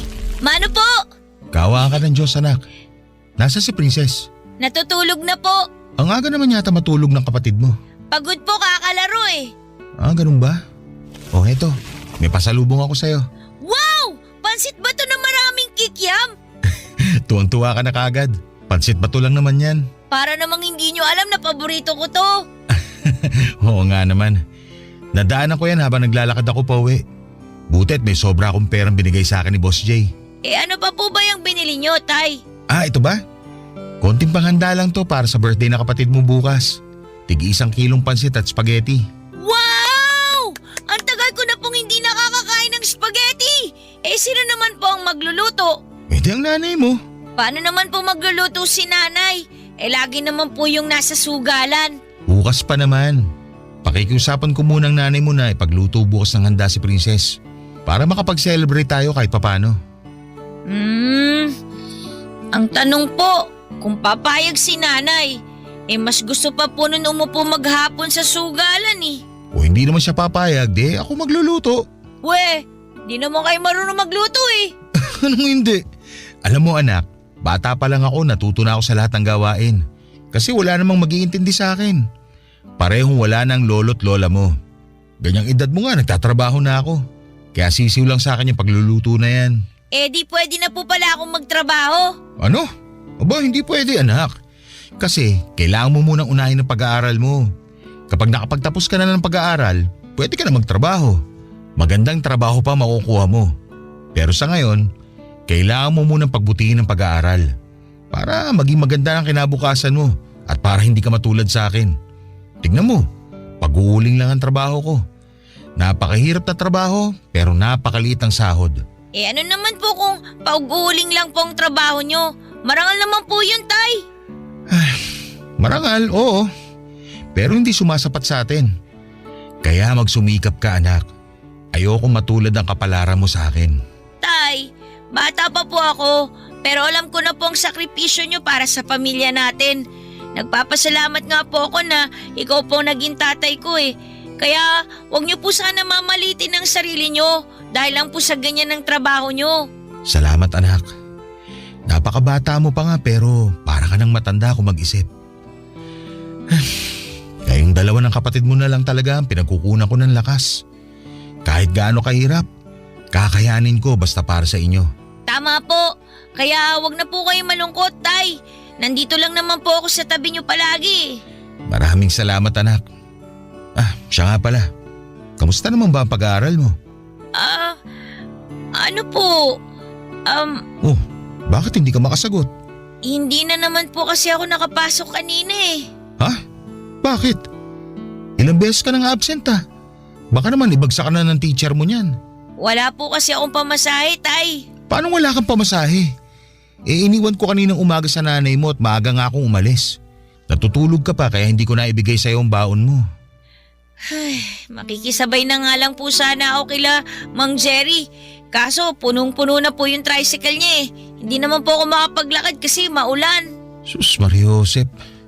Maigi pala sanang ginising na kita kanina. Kaya lang naman ako nag-agap umahon sa bundok kanina kasi umaambon. Mahihirapan ako mag-ahon ng uling pagbasa. Basta ang sabi lang po ni nanay, wala daw po siyang mabibigay na pambaon sa akin. Baka po pinangsugal na po ni nanay yung baon ko. Sumusobra na talaga yung nanay nyo. Hindi ko na talaga maasahan pagdating sa pag-aasikaso sa inyo. Yaan nyo na lang po, tay. Baka mag-away na naman po kayo eh. Hindi anak. Hindi ako nagtatrabaho para mapabayaan ang pag-aaral mo. Kailangan na talaga magtanda niyang nanay mo. Ako na lang po siguro ang tatawag kay nanay. Baka po kasi dun pa kayo mag-away. Pagchichismis na naman po tayo dun sa labasan. Hindi ako na. At baka ikaw mapag-initan ng nanay mo. Tay, wag na po. Hintayin na lang po nating umuwi si nanay. Nagsaing na naman po ako tsaka nagprito na po ako ng tuyo. Ulamin na lang po natin tong pansit bato na dala nyo. Hayaan mo na ako anak. Huwag ka mag-alala. Tatawagin ko lang ang nanay mo. Dito ko na lang siya kakausapin sa bahay. Papadudot, pakiramdam ko nga ng mga oras na yon ay sasabog ako sa sobrang galit. Hindi ko na kasi alam kung ano pa ba ang kailangan kong sabihin kay Sally para naman matauhan siya sa mga pinaggagawa niya. Kahit sana hindi na lamang ako ang isipin niya ay ayos lang. Kahit anak na lang namin, na kung iisipin ay nakakaawa kung pati ba naman sila ay hindi rin makapagtatapos ng pag-aaral. Hindi ako nakapag-aral samantalang si Sally naman ay graduate lamang ng elementary. Ayaw ko na pati ang mga anak namin ay matulad sa amin.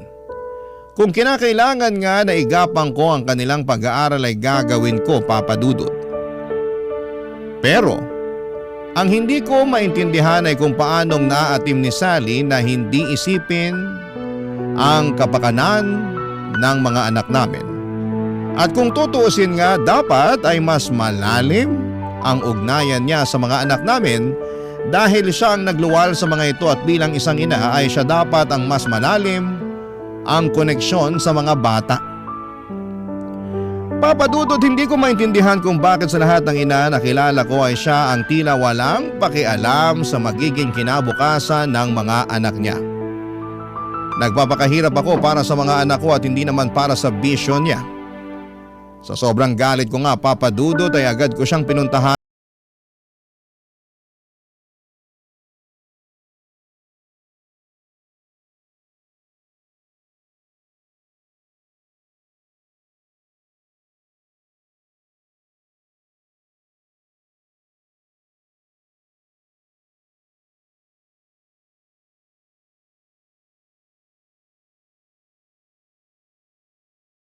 Stories. Barangay Love Stories.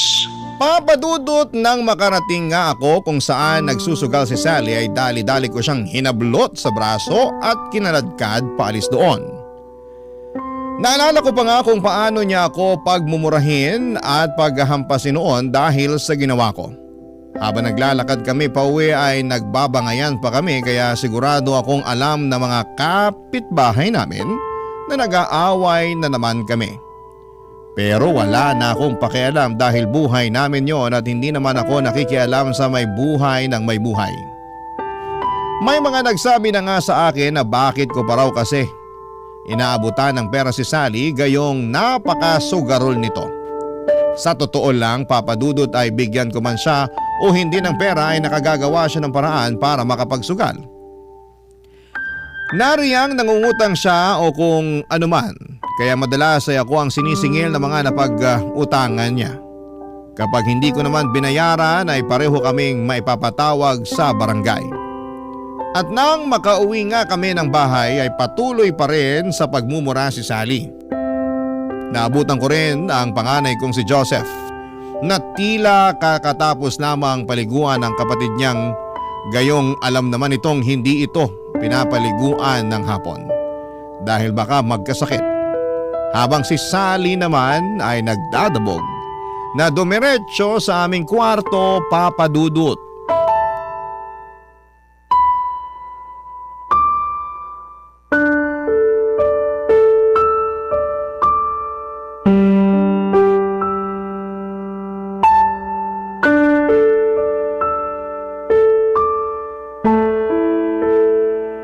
Buisit na buhay to!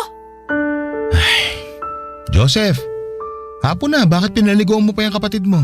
Galing na naman po kasi siya sa likod, tay eh. Naglalaro na naman po ng lupa sa may tabing sapa. Akala ko ba tulog yan? Namimiyasa na ng kakalaro sa sapa yan ah. Baka mahulog yan doon. Nagbanyo lang po ako, Tay. Sumasakit po kasi yung tiyan ko tapos bigla pong narinig ko nga po siya na naglalaro sa likod. Hindi ko po napansin na lumabas siya. Kita mo na, Sally? Ibis natutukan mo yung anak natin, puro kasugal. Alam mo malikot yan si Princess. Kung saan nagsusuot. Kung mahulog yan sa sapa, anong gagawin mo? Alam mo nasa trabaho ko. Obligasyon mong bantayan ng mga anak natin, lalo na si Princess. Masyado kang OA. Ayan ang anak mo, oh. Nahulog ba sa sapa? Naglalaro lang naman yung bata. Ano bang pinoproblema mo? Anak ng… Ano? Hihintay mo pang mapahamak ang anak natin bago ka magtanda? Bago ka may gawin? Alagain pa si Princess. At dapat lagi kang nakabantay dyan. Ano ba naman to? Paulit-ulit na lang? Susumbatan mo na naman ako? Di ikaw na ang perpektong ama. Wala naman nangyari masama kay Princess, pero grabe ka makareact. Grabe. Bilib talaga ako sa'yo. Baluktot na nga, tinutuwid mo pa. O bakit? Totoo naman masyado ka ng OA. Alam mo, kung magsusumbatan lang tayo dito, bahala ka sa buhay mo. Babalik na lang ako sa sugalan. Wala akong kwentang kausap. Hindi pa ako tapos sa'yo. Aray ko naman! Bitiwan mo nga ako! Babalik ka doon sa sugalan? Kung pakainin kaya kita ng baraha. Ang kapal mo na masyado. Pati yung baon dapat ang anak mo, pinasusugal mo. Itinaya ko yun kasi gusto ko sanang palaguin. Para mas malaking baon ang maibigay ko kay Joseph. Hindi ko naman akalain Na ano? Patatalo ka? Diyos ko naman, Sally. Palagi ka na lang talo sa sugal na yan. Baon na baon ka na nga sa utang. Hindi ka pa rin tumutodas. Nananalo naman ako kahit papano Kaya bawi lang ako. Alam mo, kahit hindi ako nakapag-aral, marunong ako magbilang. Yung mga itinataya mo dyan sa sugal, halos wala pa sa kalahati ang nababawi mo. Hoy Arman, sinasabi mo bang hindi ako marunong magbilang? Wala akong sinasabing ganun. Ganun na rin ang gusto mong palabasin. Kala mo naman kung sino ka magaling. Hindi ka nga nakapag-aral. Hindi ko itatanggi na hindi ako nakapag-aral. At hindi ako nagmamagaling. Ang sinasabi ko lang, hindi ka naman talaga nakakabawi sa sugal na yan Ibinabaong ka lang niya sa utang. Ay sus, puro ka ganyan. Ikaw ba ang nagsusugal? Yan ang hirap sa'yo Panay ka reklamo kasi ginagastos ko yung pera mo. Di ba responsibilidad mo na ibigay sa akin yun? Kasi asawa mo ko? Oo! Responsibilidad kita pero hindi ang bisyo mo. Kung panay reklamo ka rin lang, di hiwalayan mo ko. Wala ka rin naman bukang bibig kundi bisyo ko. Natural! Wala ka na sa tama At ayan din ang hirap sa'yo Kapag pinagsasabihan ka, hiwalay ka agad ang ipananakot mo sa akin. Nakakasawa ka na kasi. Puro ka sumbat. Wala nang katapusan na sumbat. Araw-araw na lang, Arman.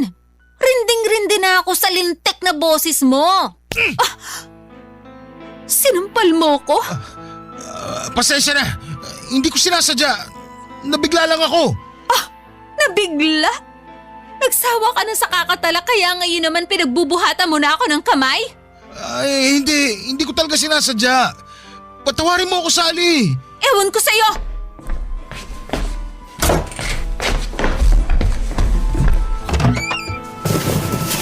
Anong ginagawa mo? Bakit ka nag-iimpake? Ano pa ba sa tingin mo? Sally naman. Sawang-sawa na ako sa kakasermon mo sa akin. Kaya para matahimik ka na, aalis na kami dito. Teka lang, nabigla lang talaga ako. Pasensya na. Pakiusap, huwag kayong umalis. Pangako, hindi na mauulit. Hindi na kita pakikialaman sa gusto mo. Huwag mo lang ilayo sa akin ng mga bata. Talaga lang ha? Dami mo pang sinasabi, takot ka naman pala. Itong tatandaan mo, Arman. Umayos ka kung ayaw mong hindi mo na makita ang mga anak mo. Huwag mo na akong pakikialaman sa gusto kong gawin. Oo, hindi na. Dapat lang. Kasi simula pa lang, alam mo nang ganito ako. Pero imbis na lumayo ka sa akin, pinili mo pa rin makisama sa akin. Panindigan mo ngayon ang mga desisyon mo.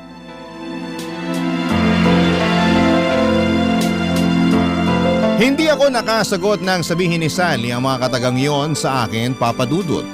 Dahil alam kong tama siya sa parting yon.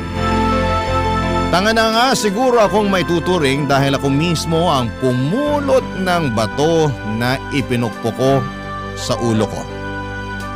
Pero kahit na ganoon ay pinanindigan ko ang pamilyang binuo ko, Papa Dudut. Sa ngalan ng pagmamahal ko sa mga anak ko ay lahat ay titiisin ko.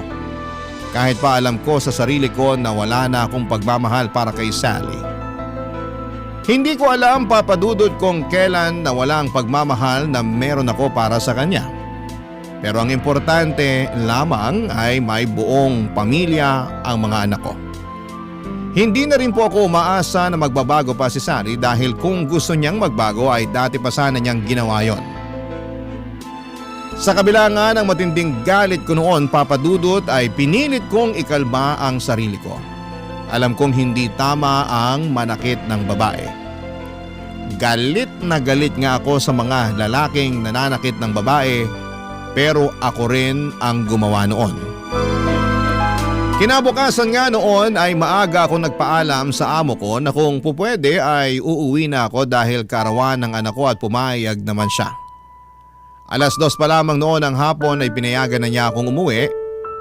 Nag-abot pa nga siya sa akin ng 200 pesos bago ako umuwi. Pandagdag daw sa birthday ng anak ko. Nagpasalamat naman ako sa amo ko dahil malaking bagay na rin yon dahil kahit papaano ay makakabili ako ng juice at mga tinapay man lang para pandagdag sa pansit at spaghetti na lulutuin ko. Nang mga oras nga ring yon ay wala naman si Sally sa bahay at hindi ko naman alam kung nasaan. Malamang ay dumayo na naman ito ng sugal sa kabilang baryo. Wala rin namang problema sa akin kung tatlo lamang kami ni na Joseph na magdaos ng birthday ni Princess. Total ay mukhang nakalimutan naman ni Sally ang birthday ng bunso namin. Bago nga ako umuwi noon ay dumaan muna ako sa tindahan para bumili ng 2 balot ng tinapay at 2 pakete ng juice. Sabik na sabik akong umuwi dahil alam kong matutuwa ang mga anak ko sa dagdag na handa namin. Pero hindi ko akalain na ang pagkasabik ko na yon ay mapapalitan ng kaba at pag-aalala.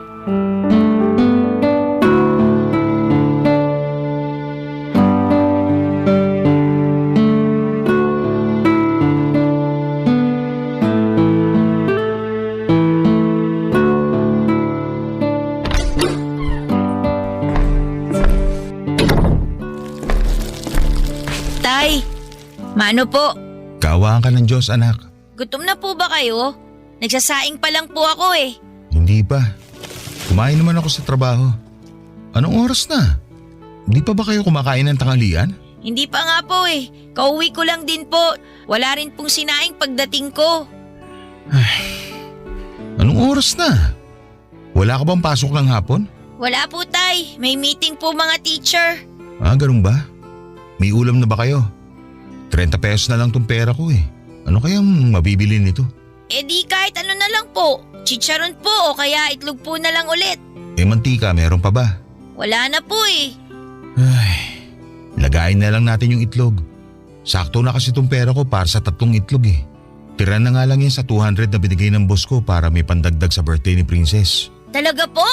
Oo anak, kaya bumili ako ng juice sa tinapay. Wow! Ang dami po palang handa ni Princess! Oo anak, kaya magpakabusog kayo mamaya pagkatapos ko magluto. Pero bumili ka na muna ng itlog para makakain na kayo. Mamaya na lang kayo bumawi ng kain. Sige po! Ay, teka, may mantika nga pala doon sa mga pinamili ko kahapon. Bawasan na lang natin yun, pamprito ng itlog. Okay na po yung nilagang itlog, tay. Sigurado ka? Si Princess, baka ayaw niya ng nilagang itlog. Wala naman pong inaayawan si Princess eh. Oo nga pala. Nasa na pala ang kapatid mo? Ba't di man lang ako sinalubong? Ay, hindi ko nga po alam tay eh. Kararating ko lang po galing sa eskwelahan. Hindi ko naman po siya nadatnan dito. Baka po kasama ni nanay sa sugalan. Wala naman po magbabantay kay Princess kung maiiwan po dito. Oo nga no. Sige, dito ka na muna. Susunduin ko lang ang kapatid mo. Kala ko po ba bibili ako ng itlog? Ako na lang. Para masundo ko na rin ang kapatid mo. Bantayan mo na lang yung sinay at baka masunog. Oh, Sally. Buti naman at naisip mong umuwi. Bakit na naman? Nasa si Princess? Nandun sa kwarto natin natutulog. Sabi ni Joseph wala naman daw sa kwarto. Tiningnan mo na ba? Iniwan ko nga lang siya sa kwarto. Sabi nga ng anak mo wala siya doon. Imposibleng wala dun si Princess. Mahimbing nga ang tulog. Iniwan ko dun. Anong oras ka ba umalis ng bahay kanina? Iniwan mo talaga ang anak mo mag-isa sa kwarto para makapagsugal ka? Lintik naman oh! paulit-ulit ka na lang eh. Ang laki masyado ng problema mo. Oo na, titignan ko na sa kwarto.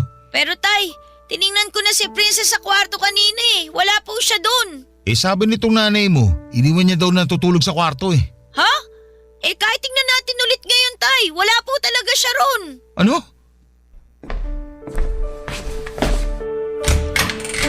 Princess? Joseph! Po! Wala nga dito ang kapatid mo! Sabi ko nga po sa inyo wala dito eh. Nasaan kaya siya? Hindi ko po alam tay. Kala ko pa naman po kasama ni nanay. Nalinti ka na. Papa Dudut, abot ang kaba ko nang hindi ko na makita si Princess sa aming kwarto. Tanging panis na dede na nasa bote lamang ng anak ko ang inabutan ko doon. Kaya agad kong tinignan ang ilalim ng papag namin pati na ang mga aparador pero wala rin ito doon. Halos balik tarin ko na nga ang bahay namin. Pero hindi ko siya nakikita, Papa Dudut. Inutusan ko rin po si Joseph na tingnan sa may sapa kung saan madalas maglaro si Princess kapag walang nagbabantay sa kanya, subalit bigo rin si Joseph na mahanap ang kapatid niya. Agad na akong nakaramdam ng hindi maganda noon at kung ano-anong masasamang bagay na ang pumasok sa utak ko, Papa Dudut, ng mga oras na yon. Nagdasal po ako kaagad na sana'y walang nangyaring masama sa anak ko dahil baka mapatay ko si Sally kapag nagkataon. Pero naisip kong hindi muna dapat ako magpadalos-dalos kaya naman nagtanong-tanong ako sa mga kapitbahay namin sa pagbabaka sakali na nakikipaglaro lamang ang anak ko sa ibang mga bata. Pero halos lahat ng mga napagtanungan ko ay sinabing hindi nila napansin ang anak ko dahil na rin sa lakas ng ulan. Kaya naman hindi sila lumalabas at sarado lamang ang kanilang bahay. Nagpunta na rin po ako sa may sapa sa likod ng aming bahay pero bigo rin akong mahanap siya roon, Papa Dudut. Para na akong baliw, kakaikot at kakaisip kung saan pa pwedeng magpunta ang anak ko pero wala na akong maisip pa. At bigla namang sumagi sa isipan ko na baka may kumuha sa anak ko dahil napansing walang kasama o bantay. Dahil nga sa naisip kong yon ay tila lalong nadagdagan ng galit ko na nararamdaman sa mga oras na yon sa asawa kong si Sally, Papa Dudut. Barangay Love Stories. Barangay Love Stories. Agad akong bumalik sa sugalan upang sunduin si Sally, Papa Dudut. Agad kong sinabi sa kanya na nawawala ang aming anak at halatang dismayado pa ito dahil naistorbo na naman ang kanyang pagsusugal. Pero agad din naman siyang tumayo nang sabihin kong ipapakain ko sa kanyang barahang hawak niya kapag hindi pa siya nakinig at sumunod sa akin. Dumiretso kaagad si Sally sa aming bahay para tingnan ang aming anak. At tumulong na rin po siya sa paghahanap habang nagtanong-tanong pa nga ako sa ibang mga kapitbahay dahil baka napunta lamang sa kanila ang anak ko. Nang maya-maya pa ay may isang batang lumapit sa akin. Sa pagkakatanda ko ay madalas po itong naliligo sa sapa na nasa likuran ng bahay namin. Sinabing nakita nga raw niya ang anak ko pero kanina pa raw yon habang naliligo raw siya sa sapa. Ang akala naman daw niya ay may kasama ito kaya iniwan niya ito doon pagkatapos niyang maligo. Dagdag pa nito ay nakaupo lamang umano ito sa gilid at may dalang sandok na ipinambubungkal nito sa lupa. Nang marinig ko ang mga sinabi ng bata ay para akong binuhusan ng malamig na tubig sa buong katawan ko. Dahil naalala ko na mahaba nga pala ang sapang yon at may harang na kahoy sa bandang dulo para maharang ang mga basura na itinapon ng mga pasaway na residente at wala nga akong inaksayang oras. Agad akong kumuha ng flashlight sa bahay dahil inabot na kami ng dilim sa paghahanap sa anak ko. Agad akong nagpunta sa dulo ng sapa at gamit ang aking flashlight ay pilit kong inaninag ang kapaligiran. pero hindi ko na makita ang bakas ng anak ko. Hindi pa nakakatulong ang malakas na pag-ulan noon. Papadudot, sobrang nanginginig ang mga kamay ko at hindi dahil sa lamig ng ulan kundi dahil sa takot na baka may nangyari ng masama sa anak ko. Habang papalapit nga ako sa dulo ay siya namang pagbigat ng mga paa ko na tila nagsasabing huwag na akong tumuloy. Pero tumuloy pa rin ako. At doon naaninag ko ang isang tila malaking manika na nakataob sa tubig at nakalutang habang sumasabay lamang sa alon ng tubig kasama ng ilang mga plastik na naglalaman ng mga basura, Papa Dudut. Halos mabugto ang aking hininga at bigla na lang ding tumulo ang mga luha ko nang hindi ko namamalayan. Dahil kahit na hindi pa ako nakakalapit ay alam kong yon ang pinakamamahal kong anak. Alam ko dahil suot niya ang paborito niyang damit na ako mismo ang bumili. Napaluhod na lamang ako sa labis na panginginig ng aking tuhod, Papa Dudut. Naghalo-halo na ang pagod at gutom ko at higit sa lahat ay ang napakasakit na pakiramdam sa dibdib ko na tila ba sinasaksak ako ng kutsilyo ng libu-libong beses. Napaisip ako kung gaano kaya katagal tiniis ng anak ko ang paghihirap bago siya tuluyang nalagutan ng hininga. At nang maisip ko yon ay halos panawan ako ng ulirat dahil ang maisip ko lang ang hirap niya sa kakakampay sa tubig ay para lang makaahon ay hindi ko na makayanan. Pinilit ko na lamang na tumayo at agad na lumapit sa kinakaroonan ni Princess. Agad kong binuhat ang anak ko na alam kong wala ng buhay. Doon na nga ako napahaguluhol nang mailapag ko na siya sa lupa. Pinagmasdan ko ang anak ko na naninilaw na ang balat. Matigas na rin ang katawan niya at agaw pansin din ang lumobo niyang tiyan. Niyakap ko ang katawan ng walang buhay kong anak at hindi ko maipaliwanag ang sakit, Papa Dudut. Sakit na halos ikamatay ko na. Kaninang umaga lang ay magiliw pa niya akong binati bago ko umalis.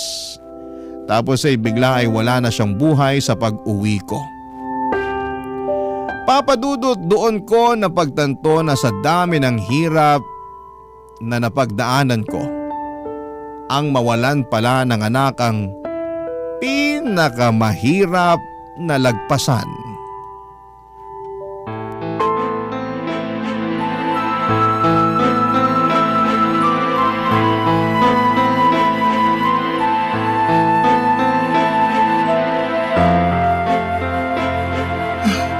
Princess!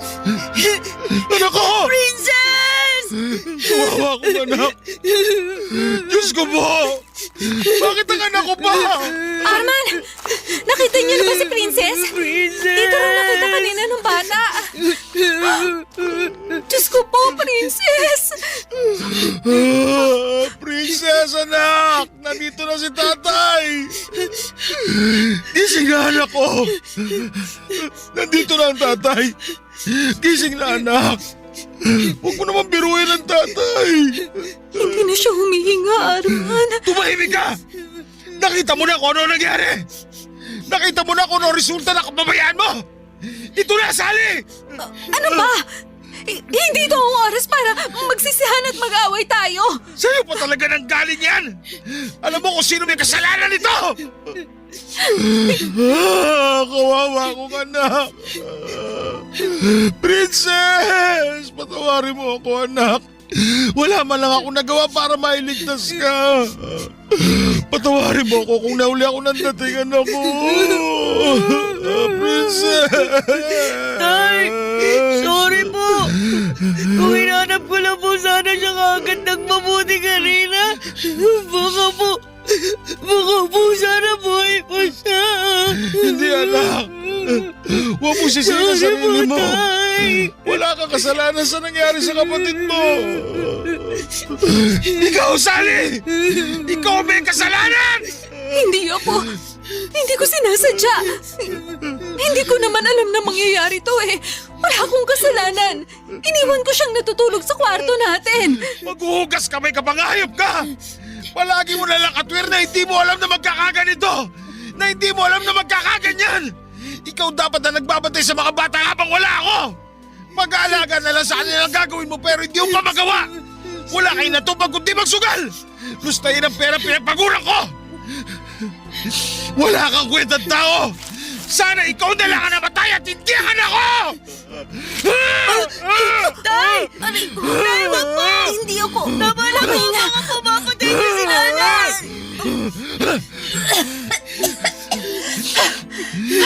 Walang hiya ka, Arman. Papatay mo talaga ako? Oo! Mabigyan ko man lang ng katarungan ng pagkamatay ni Princess! Patawarin nawa ako ng Diyos! Pero gusto-gusto ko talunurin ngayon hanggang sa malagutan ka ng hininga! Nasisiraan ka na ba? Hindi ko gusto na mangyari sa anak natin to. Kaya wag mo akong sisihin. Hindi mo ginusto! Grabe yung kakapalan ng mukha mong babae ka! Kung hindi dahil sa kababayaan mo, hindi mangyayari sa kanya to! Naturingan kang ina pero hindi ka nagpakainan sa mga anak natin! Mas importante pa sa iyo ang bisyo mo! Hindi ka na nga nakakatulong sa akin! Hindi mo pa magampanan ng maayos sa pagiging nanay mo! Hindi ikaw na ang perpektong ama. Ako na ang walang kwentang ina. Pero wag mo isisi sa akin lahat dahil hindi mo naman kami nabigyan ng magandang buhay. Oo, nagtatrabaho ka. Pero wag mong ipagmalaki sa akin yon. Kasi pag-uuling lang naman ang trabaho mo. Wala ka na talaga sa katwiran! Hindi ko alam kung nasa katinuan ka pa ba! Nakuha mo ba talagang sumbatan ako sa kabila ng lahat? Ibang klase ka! Totoo naman, di ba? Nay, tama na! Totoo naman po sinabi ni tatay eh. Kahit kailan, hindi niyo naman kami binigyan ng atensyon ni Princess. Parang hindi niyo kami anak. Isa ka pa! Marunong ka nang sumagot ah! Bakit hindi mo man lang hinanap agad yung kapatid mo? Huwag mo sisihin si Joseph! Subukan mo lang din sasaktan! Tutuluyan na talaga kita! Ikaw na nga may kasalanan! Ikaw ba may ganang umastar ng ganyan? Isisisi mo pa kay Joseph ang kababayan mo? Samantalang ikaw ang ina! Baka sarili ka! Wala kang kwentang ina! Ikaw pumatay sa anak ko! Hindi! Hindi totoo yan! Wala akong kasalanan! Hindi ako pumatay sa kanya! Iniwan ko siya natutulog sa kwarto! Wala akong kasalanan! Wala! Hindi ko alam na pupunta siya rito! Usigit ka sana ng konsensya mo sa nangyari sa anak ko habang nabubuhay ka! Wala akong kasalanan! Tay, ano po gagawin natin ngayon? Saan po natin dadalhin si Princess? Sa morgue na natin siya dadalhin, anak! Pero, tay, wala po tayong pera. Baka po, hindi po nila tayo tanggapin doon. Bahala na, anak. Gagawa ko na lang ng paraan. Dali mo na itong flashlight. Ilawan mong dadaanan natin at bubuhatin ko ang kapatid mo. Paano po si nanay? Ayos lang po ba na iwan natin siya dito? Para naman po kasi nababaliw na si nanay eh. Pabayaan mo ang nanay mo. Matagal na naman siyang ganyan. Ang mas importante sa akin ngayon, madala na natin si Princess sa morgue. Opo. Anak.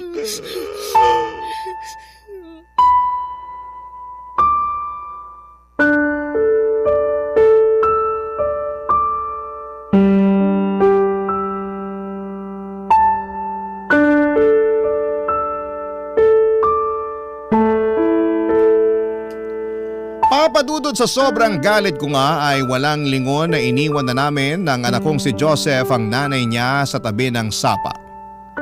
Patawarin talaga ako ng Diyos dahil gusto kong sakalin ng mahigpit si Sally ng mga oras na yon para maranasan niya ang hirap na dinanas ng anak ko. Parang gustong gusto ko siyang patayin dahil sa kapabayaan niya at mas nakakagalit pa na hindi niya matanggap ang pagkakamali niya.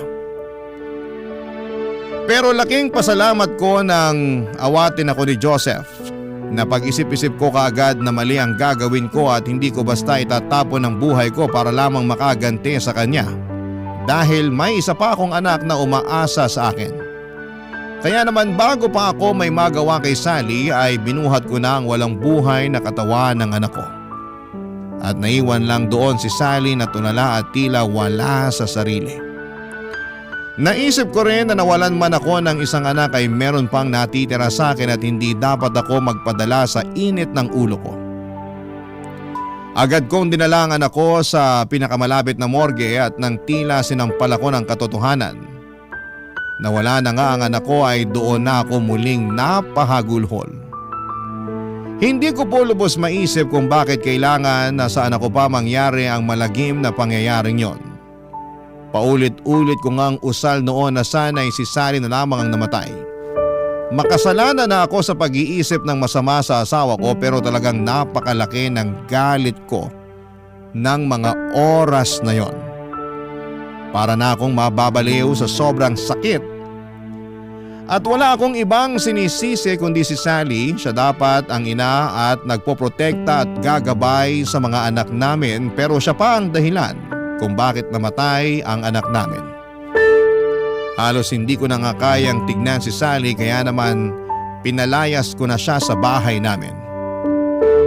Wala akong pakialam noon kung saan siya makikituloy at magpalaboy-laboy man dahil kulang na parusa yon para sa sinapit ng musmus naming anak. At dahil nga sa kakulangang pinansyal namin noon ay nanghingi pa ako ng tulong sa kapitan ng aming barangay para maayos ang mga bayarin sa morgue at mapaburol ang anak ko. Hindi naman ako nabigo at nagpapasalamat ako dahil maging ang mga kapitbahay ko ay tumulong sa akin, lalo pa at naawa sila sa sinapit ng aking anak. Nagpahayag din sila ng pakikiramay sa akin at may iilan din naman na nagpahayag ng pagkagalit kay Sally. Papa Dudut, sa totoo lang ay pinagbawal ko ang pagsusugal sa lamay ng anak ko dahil isa rin yon sa itinuturing kong dahilan ng pagkamatay ng anak ko. Nabaliw si Sally dahil sa sugal kaya naman napabayaan niya ang obligasyon niya bilang asawa at ina. Ang akala ko nga noon ay hindi ko na makikita pa ang pagmumukha ni Sally. Pero himalang nagpakita pa siya sa ikalawang araw ng burol ng anak ko. Umiiyak at nagmamakaawa na gusto niyang makita ang anak niya. Pero dahil nangingibabaw pa rin ang galit ko sa kanya ay buwang desisyon ko na hindi siya hayaang makapasok man lamang sa pamamahay ko, Papa Dudut.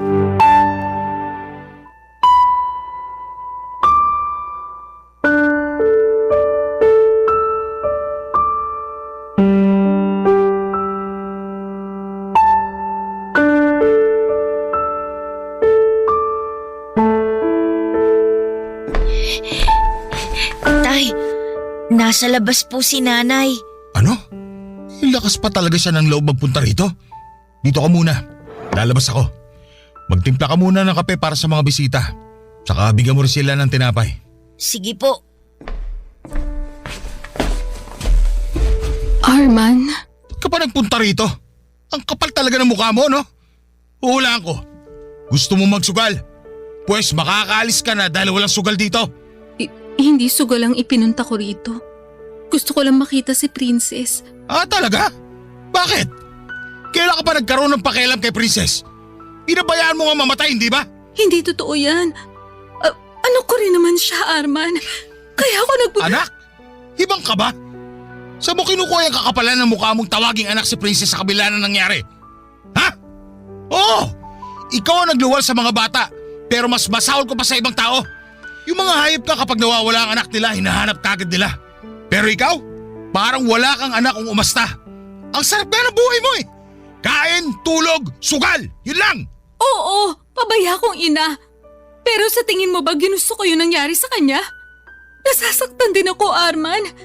Masakit sa akin yung nangyari sa kanya. Masakit? Huwag na tayo magplastikan dito, Sally. Alam nating parehong hindi ka pabor na nagkaanak ulit tayo. Kaya huwag mo akong paandaran ng mga kasinungalingan mo. Ang kapal mo. Pinipilit mo pa rin talagang pagtakpan ang kababayaan mo. Kahit pabaya akong ina, hindi ko namang ginusto na mawala ng anak. Hindi ako ganun kasamang tao. Oo, Nasabi kong hindi ko ginusto ng isa pang anak. Pero hindi ako ganun kasama para hilingin kong mawala na siya. Kahit ano pang sabihin mo, hindi mo mababago ang katotohanan ng namatay ang anak natin dahil hindi mo nagampanan ang responsibilidad mo. Kung sana binantayan mo siya na mabuti, hindi sana mangyayari to. Kaso hindi. Mas importante pa sa'yo ang pagsusugal mo. Wala kang karapatang tawaging ina. Alam mo, sana talaga ikaw na lang ang namatay. Sumusobra ka na, Arman. Ikaw sumusobra. Sobra ka na sa kakapalan. Gusto kong magsisi na ikaw na pangasawa ko. Pero mga anak ko na lang iniisip ko. Kung meron man akong pagsisisi, yun ay ang hindi ko sila kagad dailayo sa'yo. Sana hindi ito nangyari. Pero huli na ang lahat. Nangyari. Pero hindi kita hahayaang makita si Princess dahil wala kang karapatan. Hindi mo ako pwedeng tanggalan ng karapatan. Wala kang karapatan na pagbawalan ako makita ang sarili kong anak sa lamay niya. Sino ka ba sa akala mo? Tatay ka lang nila pero hindi kita legal na asawa. Sino sa tingin mo mas may karapatang sa ating dalawa, ha? Wala ka na talagang natitirang kahihiyan sa pagkatao mo, no? Nasasabi mo pa talaga yan sa kabila ng pagiging pabaya mong ina? Wala kang karapatang magkaroon ng anak at lalong wala kang karapatang maging ina. Sabihin mo na lahat ng gusto mong sabihin. Pero hindi mo ako pwedeng pagbawalang makita ang anak ko. Ah, ganon? Aray! Arman, ano ba? Nasasaktan ako! Bitiwan mo ang braso ko! Hindi kita papayagang makalapit kay Princess at kay Joseph. Umalis ka na rito. Hindi ka nila kailangan. Bitiwan mo, sabi! Hindi mo ako pwedeng pagbawalan sa lamay ng sarili kong anak. Ikaw ang walang karapatan sa kanila. Pwes, gagawa ako ng paraan para mapunta sa akin ang kustodiya ng mga bata. At sinasabi ko sa'yo, matakot ka na. May mabigat ako ebidensya laban sa'yo. Sino sa tingin mo papanigan ng batas sa ating dalawa? May pabatas-batas ka pang nalalaman? Ano bang alam mo sa batas? Wala kang pinag-aralan? Wala nga akong pinag-aralan pero lumapit na ako sa barangay at tutulungan nila ako makahanap ng abogado. Kaya umalis ka na rito bago pa kita kalad ka rin pales. Hindi pa ako tapos sa'yo. Babalik ako rito para kunin si Joseph. Tama na, Nay! Hindi ako sasama sa inyo. Ano po bang silbi na makuha niyo ako? Pababayaan niyo lang din naman po ako eh. Kahit naman kailan hindi niyo po pinaramdam sa amin ni Princess na may nanay kami. Si tatay lang naman po nagmamahal sa amin eh. Wala kang ibang inatupag kundi sugal. Kaya po namatay si Princess. Sana hindi na lang ikaw ang naging nanay namin. Wala kang utang na loob. Wala ka sa mundong to kung hindi dahil sa akin. Ako ang nagluwal sa'yo. Tama na! Umalis ka na rito, Sally! Hindi utang na loob ni Joseph sa'yo kahit ano! Lumayas ka! Aray! Oo na, aalis ako. Hindi mo ako kailangang itulak. Pero babalik ako. Tandaan mo yan. Ayos ka lang, anak. Ayoko po sumama kay nanay. Dito lang po ako sa inyo, tay. Huwag ka mag-alala, anak. Hindi ako papayag na makuha ka sa akin ng nanay mo. Wala na rin nagawa si Sally, Papa Dudut. Hindi na rin siya nagpumilit na pumasok pa sa loob para makita si Princess lalo pat alam niyang hindi niya talaga ako matitinag sa pag-iyak-iyak niya. Hindi po ako nakaramdam ng awa sa kanya ng mga oras na yon dahil para sa akin, ang isang bayaning ina na katulad niya ay walang karapatan na makalapit sa mga anak namin. Hindi rin po ako nagpasindak sa pagbabantay niyang yon dahil alam ko na mas may laban ako kung sakaling ipilit niyang makuha sa akin ang anak namin. Kung kinakailangan nga na humingi ako ng tulong sa mga social worker o abogado ay gagawin ko para lamang matanggalan siya ng karapatan sa anak namin. Sa isip ko, Papa Dudut, ay hindi naman siguro importante kung wala akong pinag-aralan basta't kaya kong alagaan at buhayin ang anak ko ay sapat na. Papa Dudut, maayos ngang nailibing ang anak ko at marami rin ang nakipaglibing at halos lahat ay naawa sa sinapit ng aking anak. At naawa din sa akin. Ika nga nila sa kabila ng pagtataguyod ko sa aking pamilya ay sadya raw talagang hindi nawawala ang lason sa pamilya na tuluyang sisira sa aming pagsasama. Matapos ngang mailibing ang aking anak, ay bumalik ako sa pagtatrabaho at mas pinagbuti ko pa para sa aming dalawa ni Joseph. Madalas nga kapag walang pasok sa eskwela, ay sinasamahan niya ako sa trabaho ko sa ulingan at tumutulong sa akin para hindi raw ako masyadong mahirapan sa pagtatrabaho. Kahit ayaw ko naman siyang payagan sa pagtulong sa akin ay mapilit talaga siya. Mas gusto ko sana na mas pagtuunan niya ng atensyon ang kanyang pag-aaral pero nais niya raw na makatulong sa akin kahit sa ganung paraan. Makalipas nga ang halos ilang buwan ay nagbalik si Sally pero may kasama itong mga social workers para kunin si Joseph. Nagtalo pa kami ni Sally ng araw na yon hanggang sa nalaman nga ng social workers ang nangyari sa aming bunsong anak at kung gaano ito ka-addict sa pagsusugal na umabot na nga sa puntong napabayaan nito ang mga anak namin. Nagkaroon nga kami ng usapan sa barangay kung saan ay tinulungan nila akong mag-file ng petition for custody para sa anak kong si Joseph. Dahil hindi rin naman basta-basta mapupunta sa akin ang bata ng walang batas na mamamagitan. Tinulungan nila akong kumuha ng public service sa isang pampublikong abogado. Bilang wala akong kakayahan na magbayad at gumastos para sa pag-file ng petition. At nang mag-trial nga ay napatunayan na walang kakayahan si Sally para alagaan at ibigay ang pangangailangan ni Joseph.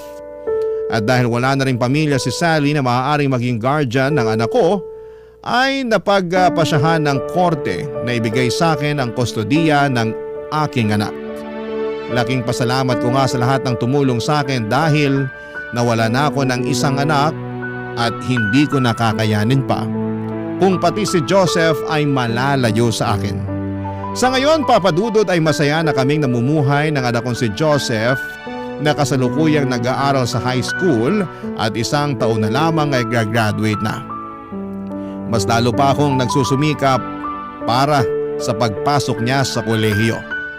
Hinding-hindi ko hahayaan na hindi siya makapagtatapos ng pag-aaral. Lahat po ay gagawin ko para sa ikagaganda ng kinabukasan niya kahit pa maghirap at magpakapagod ako. At sa tulong naman ng aming kapitan ay nagkaroon ako ng trabaho sa barangay kung saan ay isa akong janitor.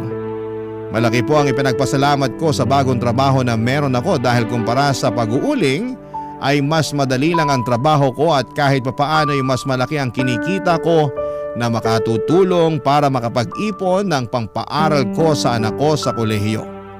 Hindi na rin namin muling nakita pa si Sally at hindi namin alam kung nasaan siya. Pero kung nasaan man sana ay baguhin na niya ang kanyang sarili. Dito ko na po tatapusin, Papa Dudut, ang aking kwento na bagamat walang nakakaalam kung ano pa ang aming pagdadaanan ay nakahanda kaming harapin yon ng magkasama ng aking anak.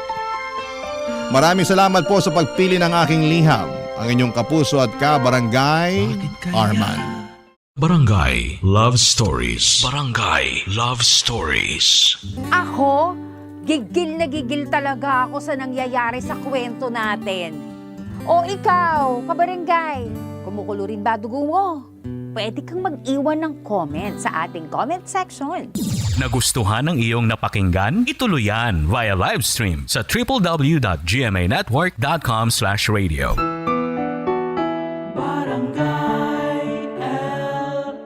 In Mega Manila, 97.1. Forever!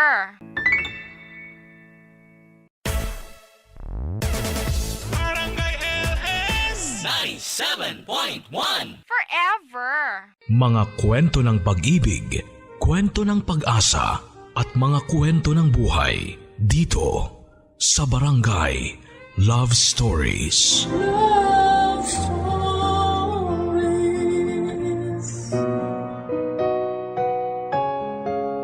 Gaano man daw katigas ang puso ng isang ina ay lumalambot kapag anak na ang pinag-uusapan. Pero paano kung ang anak ay hindi mo naman plinano at bunga lamang ng isang beses na kalasingan? Paano mo tatanggapin sa sarili mo? Lalo na kung bukod sa hindi ka handa, ay wala ka namang balak mag-anak dahil pusong lalaki ka at hindi ka handa na maging isang ina. Dear Papa Dudut, Kagaya ng iba mong tagapakinig. Minsan lang akong nakapakinig ng programa mo pero nahook ako at inaabangan ko talaga ang programa mo. At noong minsang may mapakinggan akong kwento tungkol sa single mom, ay nainganyo na rin ako. Noon ay ibang istasyon ang pinapakinggan ko. Pero noong minsang marinig ko ang programa mo, sa jeep na sinasakyan ko ay naaliw na ako. At pinilit ko ang kasamahan ko sa gasoline station para mag-iba kami ng istasyon. Nung una ay nag-aaway kami ng cashier namin, pero nung huli ay nasanay na rin sila at hindi na nililipat pa. Malakas din naman kasi ang karisma ng boses mo. Bago po ang lahat ay itago niyo po ako sa pangalang Dandan. Danica ang tunay kong pangalan. Pero mas sanay ako sa tawag na Dandan para mas astig. 24 years old po ako at isa po akong lesbiana. Gwapong lesbiana daw po ako. Hindi ako katangkaran, maputi ako at bagsak ang buhok. Sa totoo lang, Papa Dudut, ay madami na ako naging girlfriend. Lalaking lalaki po kasi ang kilos ko pati ang pananamit. Ma-appeal din daw akong tomboy. Dahilan siguro para maging mayabang ako. Madaming naaasar sa aking kalalakihan dahil maganda ang mga nagiging girlfriend ko. Totoo yon, Papa Dudut. May nagtatagal naman sa karelasyon ko pero kadalasan ay naghihiwalay din dahil selosa sila at ayaw ko sa babaeng selosa. Sa gasoline station ako nagtatrabaho at tubong Pasig City, Iloilo ako. Maayos naman ang lahat hanggang sa subukin ng kapalaran ang katatagan ko bilang isang tomboy. Chong, birthday plan ni Onad ngayon. Ano, saan tayo? Baka doon na lang sa kanila yon, Chong. Alam mo naman nanay nun, di bali nang tumambay maghapon ng barkada niya sa bahay nila. Wag lang siya lalayo sa paningin niya. Kaya nga eh. Nagpaabiso na ba siya kung saan tayo? Wala pa eh, pero mamaya lang mag-iimbita na yon. Nasa loob pa kasi pinatawag ni Bossing. Baka bibigyan ng panginom. Asa ka pa, Chong. Alam mo naman yan si Bossing eh. Makunat pa sa bele ko yung bulsa. Bago bumunot ng piso. Isang taon na sa bulsa ang kamay niya, di pa nahuhugot. Sinabi mo pa. Oh, ayan na pala eh. Speaking of the devil. Oh, Chong! Happy birthday! Chong, happy birthday! Ano, saan tayo maya? Salamat mga chong. Sa bahay na lang tayo mamaya. Binigyan ako ni Bossing ng 1,000 eh. Paberde daw sa akin. Akala ko nga kung bakit ako pinatawag eh. Wow, talaga ah. Ano kayang nakain na generous si Bossing ngayon, no? Ay naku chong, hindi ko rin alam. Pero okay na yun. May pang-alak na tayo. Pulutan na lang ang kulang. Baka naman mga chong, makabili pa kayo ng pulutan ha. Huwag na kayo mahiya. Dalhin nyo mamaya sa bahay para naman may pakinabang kayo. Ayos ang banat mo, Chong ah. Sige, sagot ko isang inasal. Ikaw, Carlo. Dala rin ng share mo ha. Baka mamaya di tayo papasukan yan sa bahay niya eh. Oo na, sige na, magdadala na. Oo nga pala, Onad. Pwede ba magdala ng chicks? Sus, as if naman may chicks ka. Ay, oo nga pala. Nakalimutan ko, wala nga pala akong chicks. Nad, may mga chicks ka pang bisita mamayang gabi? Lo, alam mo naman si mama eh. Allergic yun sa chicks. Kita mo nga, 27 anyos na ako pero ayaw pa yata akong pag-asawahin. Mamas boy ka kasi. Sayang ka, Chong. Gwapo ka pa naman. Ibang klase rin kasi yung mama mo eh, no? Gusto ata, buruhin ka sa bahay nyo. Ano, budburan ka na ba namin ng asin para burong-buro na? Ewan ko sa inyo. Magtrabaho na tayo, baka mamaya mapagalitan pa tayo ni Bossing. Bawin pa yung pang-alak natin.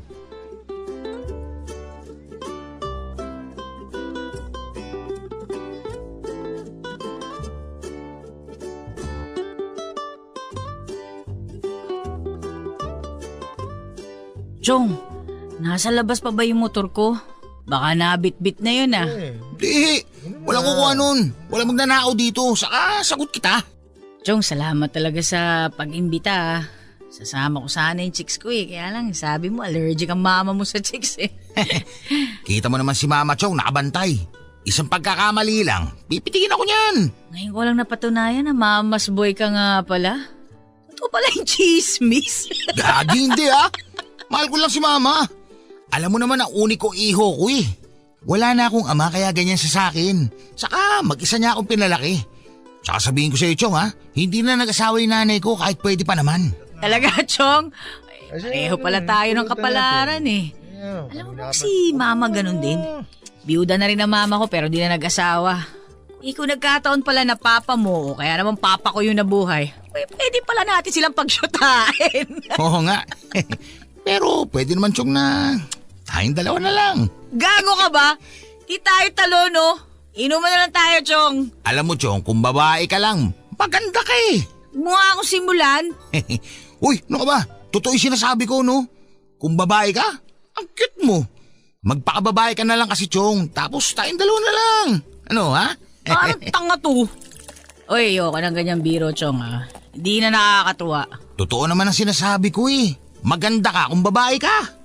Baka nga kung babae ka, isa ako sa mga pipila sa panliligaw sa'yo dyan eh, ha? Alam mo, nangihinaya nga kami sa'yo eh. Sayang ka eh. Chong, huwag ganyan. Ayoko ng ganyang usapan. Tagay na lang tayo. Oo na, sige na. O, shot mo na. Yan, ganyan. O, sige, tagay lang tayo, ha? Happy birthday to you! Sana'y malasing mo kami! Salamat mga Chong, ha? Napasaya niyo ako. Sobra. Salamat. Salamat. Ma! Salamat! I love you! Mga Chong, I love you! Happy birthday to you! Happy birthday! Kampay! Kampay! Nalasing kami papadudot ng mga oras na yon. Halos patay lasing. Hindi ko na namalayan ang mga nangyari. Nagulat na lamang ako na nasa kwarto ako at umaga na. At kahit masakit ang ulo ko noon ay pinilit kong bumangon. Pero napamura ako noong makita kong wala akong saplot at may masakit sa katawan ko. Hindi ako tanga para hindi ko malaman na may gumalaw sa katawan ko. At gusto kong pumatay noong makita ko na katabi ko si Onad at kapwa kami walang saplot. May nangyari sa amin ni Onad. Malinaw yon. Kung paano ay hindi ko rin alam. Gusto kong maghisterika pero nag-alangan ako dahil baka may skandalo ang mama ni Onad. Ginising ko siya at pinagsusuntok hanggang sa nagising ito.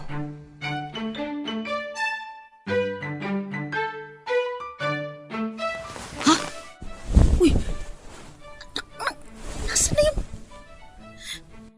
Ayop kang kapal ang mukha mo! Anong ginawa mo sa akin, Onad? Ano ba? Teka, aray, ba't ka ba nangahampas? Ang sakit dun ha? Teka, ano nangyari? Ba't ako ba tayo? Nagtatanong ka pa? Hindi mo alam? Chong, may nangyari sa ating kagabi! Huwag ka magmangmangan, wala kang alam! Bihira ka! Teka, wala talaga akong alam. Lasing tayo pareho eh. Sinamantala mo yung kalasingan ko! Aray, ano ba? Nasasaktan ako. Hindi kita pinagsamantalahan. Lasing din ako kagabi. At kung pagsasamantalahan kita, hindi dito, no? At saka kung may nangyari man, pag-isip mo wala na ako, no? Hindi ko talaga alam ang nangyari. Tsaka, ano ba kinakatakot mo? Pananagutan naman kita. Ano? Pananagutan mo ko? Alagay mo papayag ako? Hindi tayo talutol! Wala sa bukabularyo ko na pumatol sa'yo! Ang nilabot ka nga sa mga sinasabi mo! Ayoko sa'yo! Hindi tayo talo! Paano ko mabuntis ka, Ber? Babae ka pa rin, no? Hindi ako mabubuntis! Isang beses lang naman siguro nangyari yun sa atin. Paano ko nakakasiguro? Lasing tayo pareho, oy. Kung mangyari na mabuntis ka, pananagutan kita. Hindi ako mabubuntis!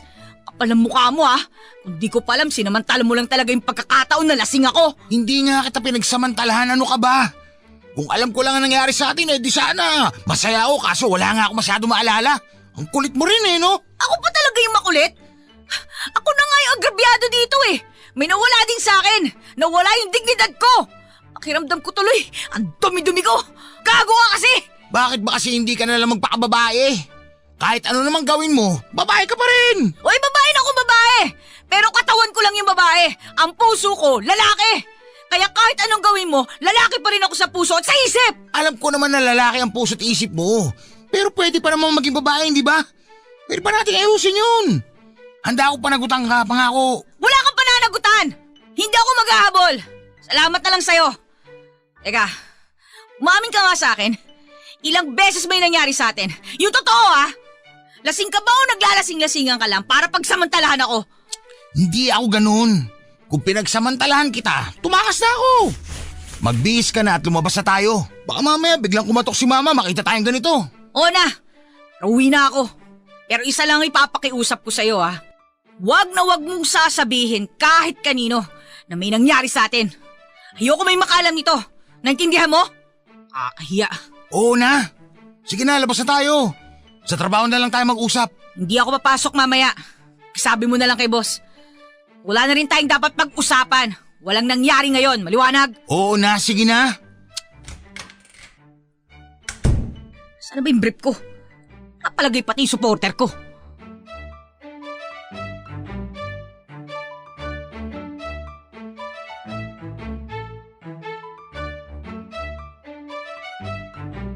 Kumain na kayong dalawa. Kaalis lang ni na Carlo. Grabe kayo ha. Yung mga kasama ninyo kung saan saang parte na lamang nitong bahay natulog. Buti nga umabot pa kayong dalawa sa kwarto eh. Ay teka, kayong dalawa lang natulog sa kwarto? Uy, ano naman po masama dun? Pareho naman po kami lalaki, ma. Ano po ba ulam? Sa bagay. Pero babae pa rin yang si Danica at lalaki ka pa rin. Malay ko ba? Ano ba kayo, ma? Huwag kayo malisyoso. Wala pong nangyari sa amin. At wala pong mangyayari. Pareho po kaming lalaki at walang bakla sa amin. Pareho kami straight, no? Ay mabuti na yung nag-iingat. Sus! Ayan ka na naman, ma eh. Dan, halika na, kain na tayo. Hindi na, uwi na ako. Sa bahay na ako kakain. Isa pa, medyo masakit yung ulo ko eh.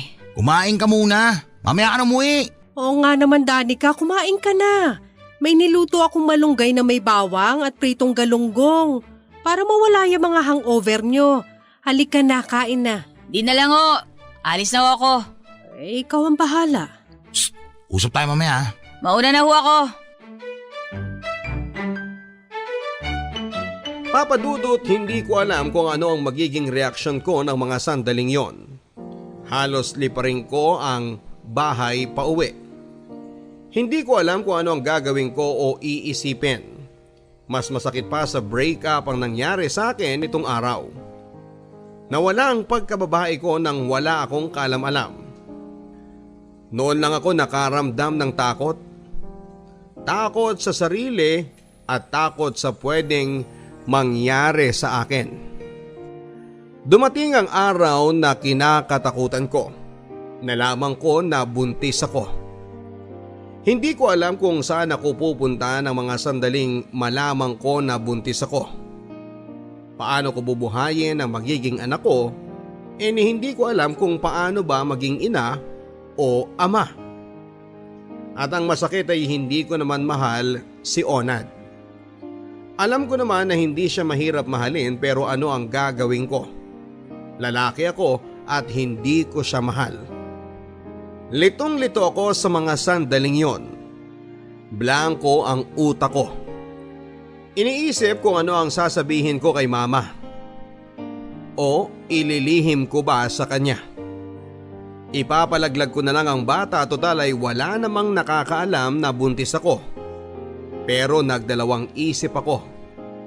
Kasalanan ang gagawin ko.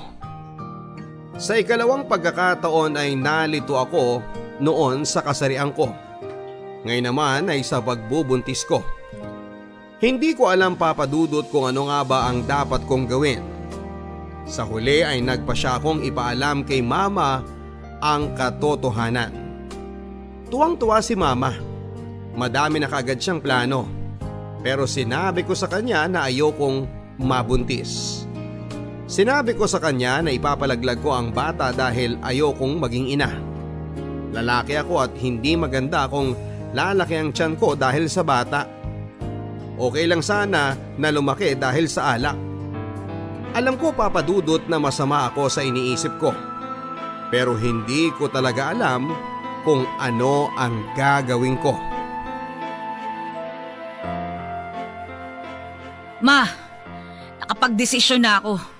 Hindi ko itutuloy to. Sa akin mo pa talaga sinabi yan? Nauunawaan mo ba ang sinasabi mo? Walang kasalanan ng bata. Hindi mo siya dapat idamay. Pero ma, hindi ako pwede magbuntis. At bakit hindi? Babae ka pa rin. Pwede kang mabuntis. Hindi ako handa sa ganito, ma. Hindi ko kaya. Abay, sana inaisip mo yan bago ka nakipag-inuman sa mga kasama mo. Hindi ko naman ginusto yun, ma eh. Ma, anong gagawin ko? Takot ako eh. Ayoko mabuntis, ma. Anak, kasalanan ang gagawin mo. Kung ayaw mo akong mag-aalaga sa bata at huwag kang gagawa ng kahit anong makakasama sa bata, anak mo yan. Anak, makinig ka sa akin. Tinanggap ko kung anong kasarian mo dahil mahal kita. Alam ko na doon ka magiging masaya. Tinanggap ko lahat sa iyo, pati ang pagbubuntis mo. Wala akong pakialam kung anong sasabihin ng iba.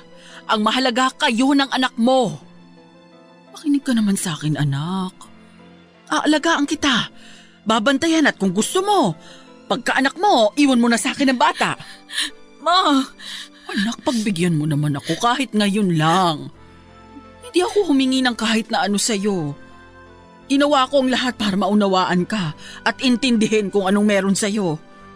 Sana naman anak, wag mo nang idamay ang bata. Wala naman siyang kasalanan eh. Kung nakakapamili lang ang anak na magiging ina, baka hindi ka rin niya pinili.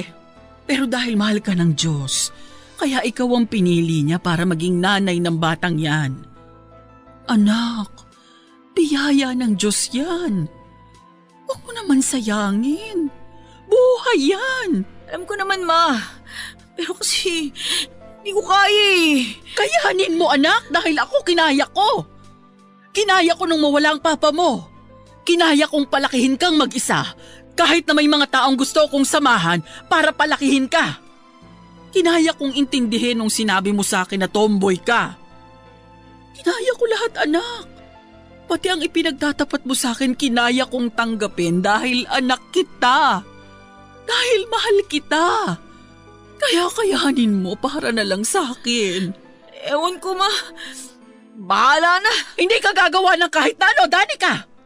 Kapag idinamay mo ang bata sa kagagahan mo, magkakagulo tayo. Gaguhin mo na ang buhay mo kung gusto mo, pero huwag mong idadamay ang bata. Ma, nawahan niyo naman ako. Madaling sabihin sa inyo na kaya ko. Madaling nga lang pero ma, hindi ganun kadali sa akin yun. Ayoko sa batang to. Ayoko sa kanya, ayoko! Subukan mong ipalaglag ang batang yan at kakalimutan kong may anak ako. Ma, tomboy ako. Lesbiana. Di ako normal. Pusong lalaki ako, ma, nasa katawan ng isang babae. Alam niyo ba kung gaano kahirap yung pinagdadaanan ko? Di ba? Madali sa inyo kasi nag-anak kayo dahil babae kayo talaga. May asawa kayo. Eh ako, wala. Tomboy ako eh. Kayo hindi. Magkaiba tayo, ma. Kaya nasasabi niyo lang yan kasi wala kayo sa sitwasyon ko. Hindi ako normal na tao. Pinagtatawanan nga ako ng iba tsaka pinandidirihan eh. Tapos makikita nila, buntis ako? Ano naman? Hindi niyo naman ako. Kahit na anong sabihin mo, mali pa rin ang gagawin mo. Bata yan! Buhay yan! Dugo pa lang to, ma! Dugo pa lang? Pero magkakaroon ng buhay. Mabubuo. Magiging tao. Magkakaroon ng puso at isip. Ayaw mo bang may kasama sa pagtanda na masasabi mong iyo? Yung hindi anak ng kinakasama mo o kung sinong darating sa buhay mo. Anak, masarap na may anak. Sa una mahirap, pero darating ang panahon na siya ang magpapasaya sa iyo at siya lang ang taong tatanggap sa iyo sa kabila ng kapintasang sinasabi mo. Walang perpektong tao, anak. Lahat nagkakamali. Buo na desisyon ko, ma. Papalaglag ko tong bata. Subukan mo lang. Dahil hindi mo magugustuhan ang gagawin ko. Minsan lang ako magalit, Danica. At hindi mo gugustuhin makita yon. Sorry, ma. Anak naman! Huwag natin pagtalunan to, ma. Okay, sige. Kung hindi kita mapipigilan sa gusto mo, sige! Ipalaglag mo ang batang yan!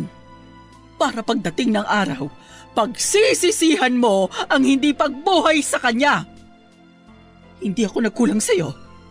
Lahat ginawa ko na. Pero kung talagang gusto mo, hala, sumigi ka! Total wala namang kwenta sa'yo talaga ang mga sinasabi ko. Sa bagay, kailan ka ba naman sumunod sa gusto ko? Pasensya ka na anak ha. Nakalimutan ko na nanay mo nga lang pala ako at anak lang kita. Kaya wala akong karapatang magdesisyon sa lahat ng gusto mo. Yaman din lamang na gusto mo namang ipalaglag ang bata at hindi na kita mapigilan. Pumunta ka doon sa kilala kong manghihilot. Ipatanggal mo. Kalimutan mo na may konsensya ka at may nanay ka na nag-aalala para sa'yo. Total wala ka naman pakialam kung masasaktan ba ako o hindi sa mga desisyon mo. Hala, sige na! Sulong na!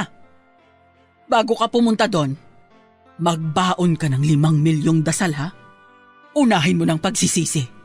Ipagdasal mo na sana hindi ka karmahin sa gagawin mo. Magbaon ka din ng rosaryo para habang pinapatanggal mo ang batang yan sa tiyan mo, ipagdasal mo na sana huwag kang dalawin ng karma pagdating ng araw. Kunin mo yung rosaryo sa altar at umalis ka na para matapos na yung problema mo. Hetong 500, iabot mo sa manghihilot. Sige na, lakad na! Ma! Sige na! Baka mamaya umalis pa yon. Dugo pa lang naman yan, di ba? Kaya hindi ka nakukonsensya. Lakad na! Oh, hindi ka tumatayo. Lakad na! Huwag kang mag-alala. Ipagdadasal ko na lang ang kaligtasan mo at ng kaluluwa mo. Pati ang magiging kaluluwa ng nasa sinapupunan mo na ayon nga sa'yo, dugo pa lang. Ay, bakit ka umiiyak?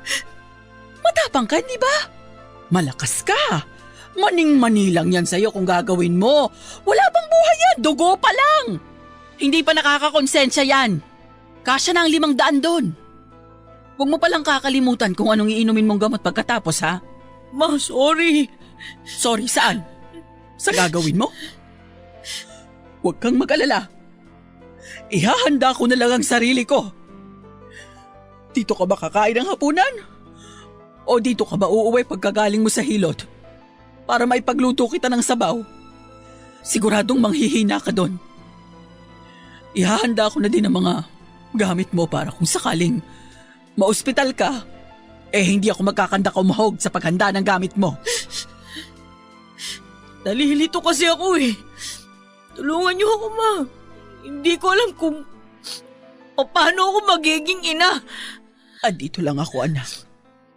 Hindi ka pababayaan ni Mama. Kaya natin yan. Ha? Salamat, ma.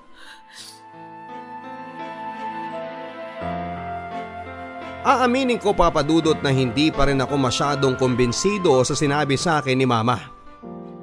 Pero kahit papaano ay nagluwag ang kalooban ko. Mahal na mahal ko si Mama at hindi ko kakayanin na mawala siya sa akin, lalo na sa panahong ganito. Pakiramdam ko ay para akong masusunog. Para akong mawawala sa sarili. Mabuti na lamang at hindi kagaya ng ibang nanay ang mama ko. Biniyayaan ako ng isang ina na mahal ako at maunawain. Saan man ako dalhin ng nangyari sa akin ay alam ko na hindi ako mahihirapan. Iniisip ko pa lamang kung ano ang sasabihin ng mga tao ay para na akong mamamatay. Paano ko aayusin ang buhay ko? Paano ko sisimulan ang buhay ko pagkatapos ng mangyayari? Nakakalito, nakakatakot. Gusto kong tumakas sa kahihiyan. Kaya naman nag-decide akong umalis pero pinigilan ako ni Mama dahil baka kung ano ang gawin ko sa bata.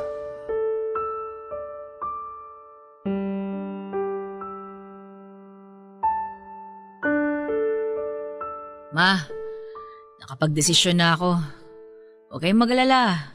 Wala akong gagawing hindi maganda. Hindi ka aalis, Danica. Akala ko ba napag-usapan na natin ito? Ma, di mo ba naiintindihan? Makakapatay na ako ng tao dito. Pinag-uusapan na nila ako.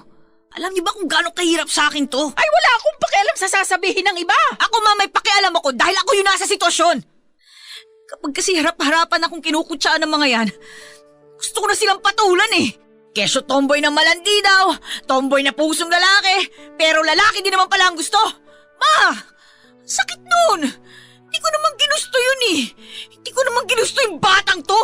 Anak, huwag mo na silang isipin. Hindi kita pababayaan. Hindi kita iiwan. Huwag kang mag-isip ng hindi maganda.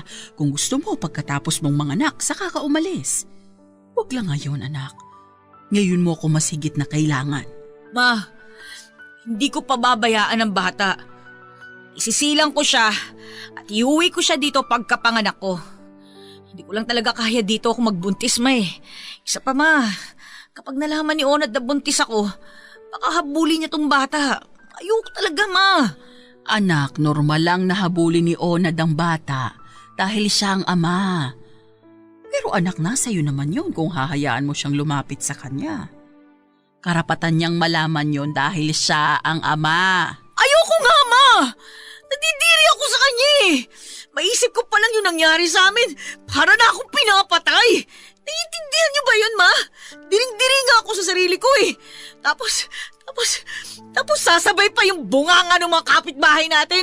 Ma, mawawala na ako sa katinoan dito eh. Pero anak, saan ka naman pupunta? Anak, wag mo naman akong pahirapan ng ganito. Hindi ako mapapanatag kapag wala ka sa tabi ko, lalo pat ganyan ang kalagayan mo. Mas mababantayan kita kung kasama mo ko. Mas malalampasan mo ang problema kapag andito ako sa tabi mo. Anak, wag mong intindihin ang sinasabi nila. Andito ako. Anak, andito si Mama. Ma, hayaan mo na lang ako umalis. Hahanap ako ng bahay na malayo dito. Yung walang nakakakilala sa akin.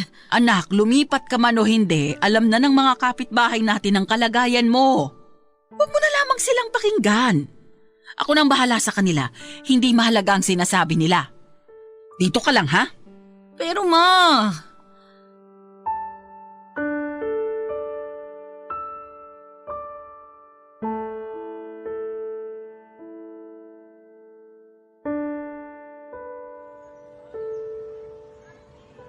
Dan, mag-usap tayo.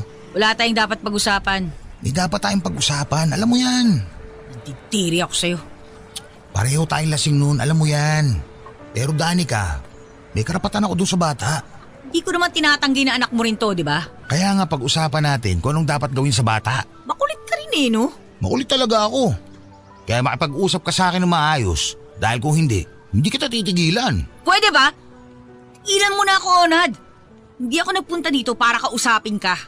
Nandito ako para magpaalam kay bossing na hindi na ako magtatrabaho at aalis na ako sa lugar na to. Oo, saan pupunta? Tatakasan mo ako? Tatakasan? Bakit? Dahil sa bata? Hindi ko gagawin yun.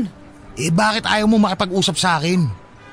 Kung hindi pa nakarating sa akin ng balita, hindi ko malalaman, no? Hindi naman importante kung malaman mo o hindi. Importanteng malaman ko dahil ako ang ama ng batang yan. Wala naman tumatanggi na ikaw ang ama, di ba?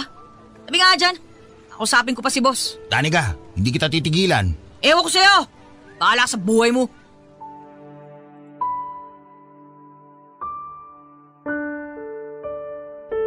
Pakiramdam ko na mga sandaling yon, Papa Dudut, ay para akong matutunaw. Nanlalambot ang mga tuhod ko. Hindi naman ako dating ganon kapag nakikita ko siya, pero sa pagkakataong yon ay para akong kandilang nauupos. Malakas ang kabog ng dibdib ko kaya kailangan kong umiwas. Sana lang ay hindi na uli magtagpo ang landas namin ni Onad. Alam kong imposible pero gagawa ako ng paraan para hindi ko makita ni anino niya. Kung ganito lagi ang pakiramdam ko kapag nakikita siya baka mawalan ako ng hiya. Baka lalo akong makaisip ng hindi maganda. Alam kong hindi tama ang ginagawa ko kay Onad pero kailangan ko siyang iwasan para mas makaisip ako ng tama. Alam ko na may karapatan si Onad sa bata pero sa ngayon ayaw ko munang pag-usapan ng tungkol sa bagay na yon. Hahayaan ko muna ang sarili kong malayo sa kanya at haharapin ko na lamang siya kapag handa na ako. Nakapanganak ako, Papa Dudut, nang hindi ko na halos maunawaan ang nangyayari. Si Mama ang nag-asikaso sa akin. Siya rin ang nagtatanggol sa akin laban sa mapanghusga kong kapitbahay. Hindi ako hinayaan ni Mama na umalis sa takasan ng mga tsismosa sa lugar namin. Aniya ay mas dapat kong intindihin ang kalusugan ng bata. Ayaw ko sa sitwasyon ko, Papa Dudut, pero tama si Mama. Kahit papaano ay nararamdaman ko na ganun pala ang pakiramdam ng isang ina. Pero pinipilit kong labanan dahil buo na ang desisyon ko. Naalis ako sa bahay namin pag pwede na akong umalis. Kapag malakas na ako. Luluwas ako ng Maynila. Lalayo ako sa Iloilo. Hindi ko kayang makita ang anak ko sa araw-araw. Papa Dudut, noong ko naramdaman ang takot. Takot na baka dumating ang araw na hindi ako matanggap ng anak ko dahil sa kasarian ko. Ang daming agam-agam na pumapasok sa isipan ko. Si Onad, si Mama, litong-lito ako, Papa Dudut. Hindi ako makatulog masyado lalo na noong mga unang buwan ng paglilihi ko. Habang lumalaki ang tiyan ko ay lalong nadadagdagan ng takot ko. Hanggang sa may silang ko na nga ang anak ko. Babae ang naging anak ko, Papa Dudut. Napakagandang bata. Ang sarap pala ng pakiramdam kapag ina ka na. Para akong nakalutang sa kaligayahan. Pero bigla lang ako nakaramdam ng takot, ng kaba at ganun pala ang maging isang ina. Kada hikab niya, kada hikbi niya, yung ngiti niya, yung pala ang isang bagay na hindi makukuha ng iba sa isang nanay. Kaya pala ganun na lamang ang pagmamahal ni Mama sa akin. Ngayon ay alam ko na. Pero kailangan ko pa ring umalis. Lumuwas ako ng Maynila, Papa Dudut. Labagman sa kalooban ko ay pinili ko ang buhay na kung saan ako dapat. Pinili kong maging ako kesa maging isang ina. Alam kong naging makasarili ako at unfair para sa anak ko. Ang ginagawa ko. Pero hindi ko rin kayang lokohin ang sarili ko. Papa Dudut, marami akong naging ibang karelasyon sa Maynila. Pero inilihim ko sa kanila ang tungkol sa anak ko dahil pakiramdam ko ay kabawasan yon sa pagkatao ko. Pero ganun pala yon, Papa Dudut. Namimiss ko pa rin ang anak ko sa kabila ng ginawa kong pag-iwan sa kanya kay Mama. 1 taon din akong namalagi sa Maynila hanggang sa magdesisyon akong bumalik sa Iloilo para itama ang pagkakamali ko at punuin ang pagkukulang ko sa anak ko.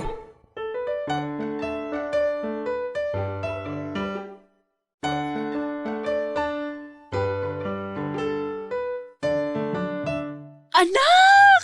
Ay, ba't hindi ka nagpasabi na darating ka?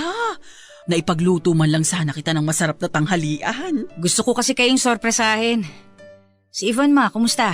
Naku, ayaw na sa loob naglalaro. Oy, pasok ka, anak. Wow! Laki na ng anak ko ah! Halika nga kay Mama, baby! Halika, baby! Ako to si Mama! May pasalubong ako sa'yo. Ito, oh. Ganda, di ba? Halika na, halika dito. Yun, ganda naman ng baby ko. Yan mo, hindi na aalis si Mama. Ha?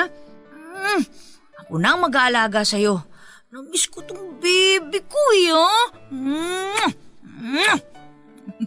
Oh, yan. Oh, buka mo na dito, ha. O, lari mo yung manika mo. Ganda, oh. Haba ng buhok, di ba? Dali lang, ha. Ma, hindi na ba kayo kinukulit ni Onad dito? Baka mamaya itakas tong anak ko tapos hindi na ibalik. Ano ka ba naman? Hindi naman ganun si Onad. Ang bait nga ng batang yun eh. Hayaan mo na at kaligayahan naman yun ng bata eh. Hindi naman siya nanggugulo. Isa pa, anak naman niya si Yvonne. Kaya karapatan din niyang makita ang bata. Hindi ka dapat nagdadamot. Pero ma, lalo lang magugulo yung sitwasyon eh. Walang magulo. Ikaw lang ang nagpapagulo, Danica. Sa 1 taong pagkawala mo dito, maayos at tahimik kami ng anak mo. Kaya huwag kang mag-isip ng hindi maganda.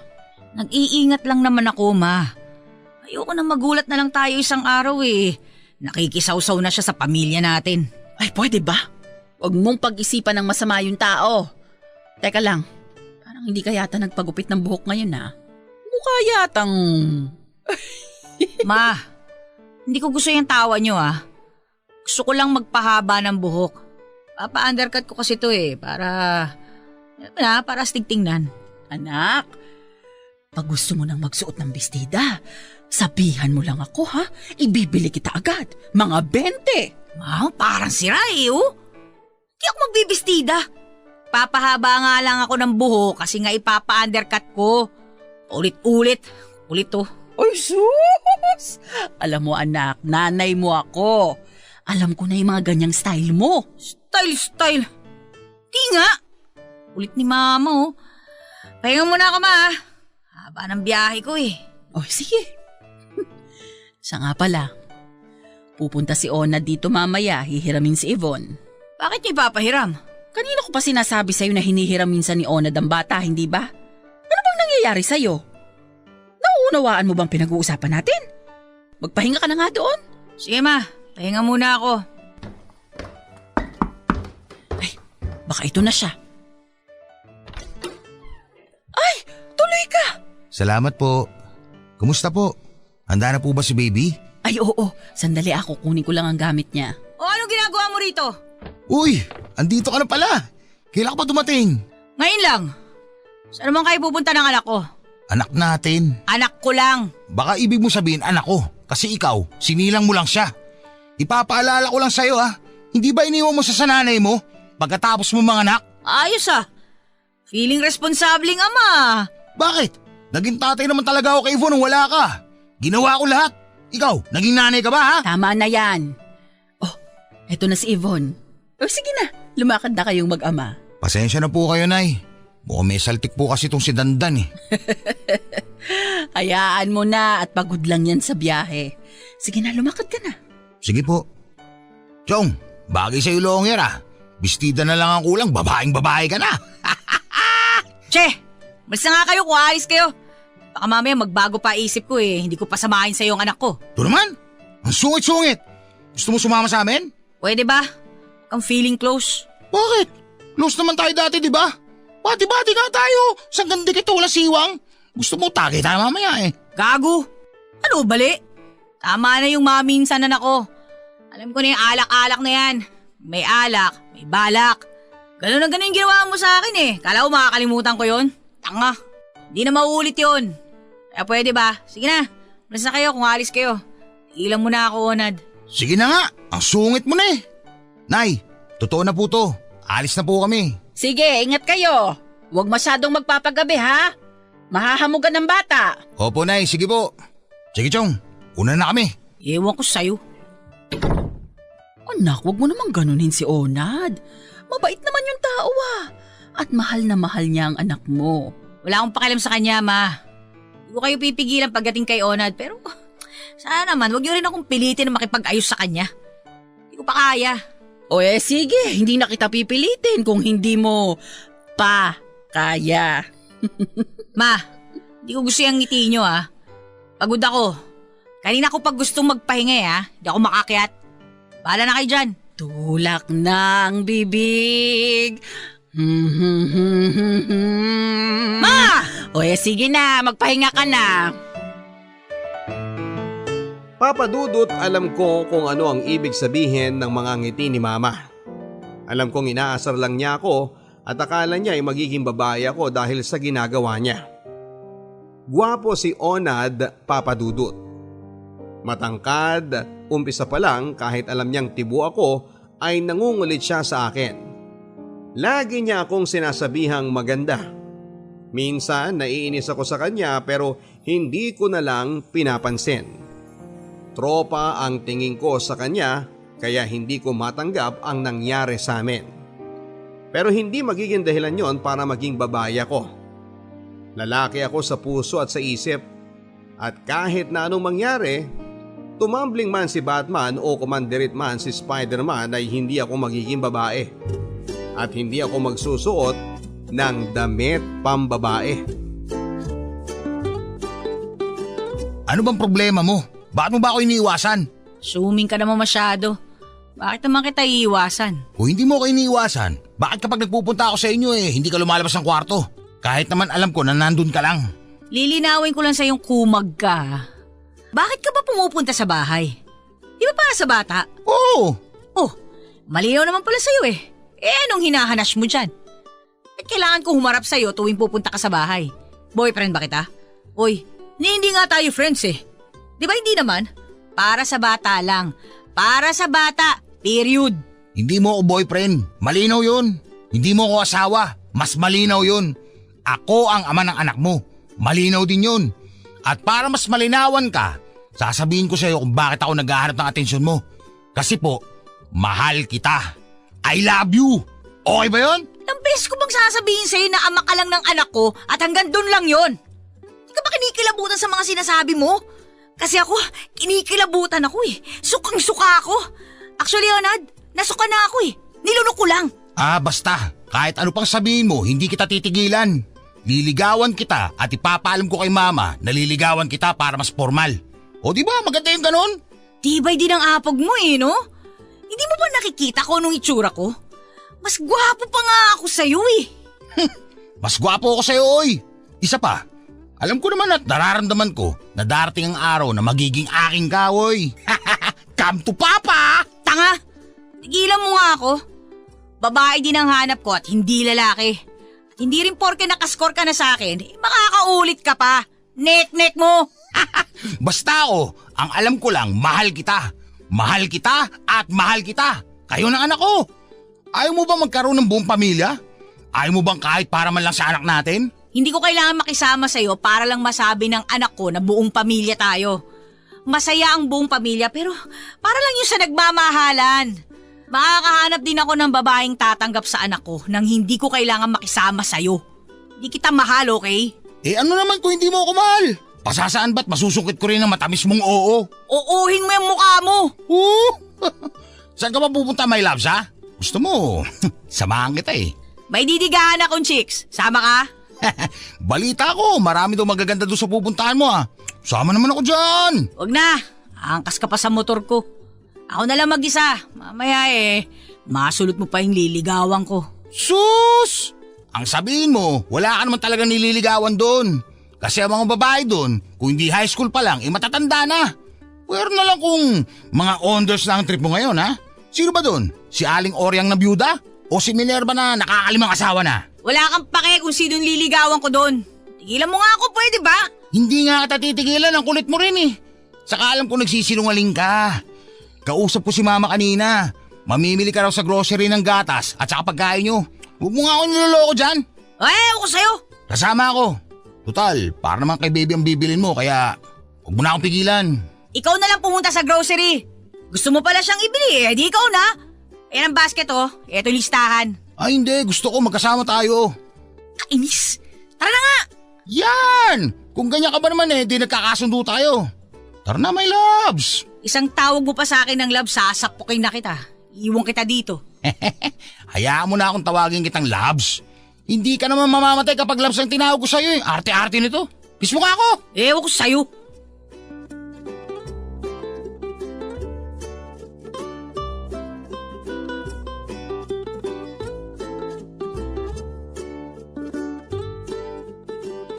Labs, kain tayo, nagugutom na ako eh.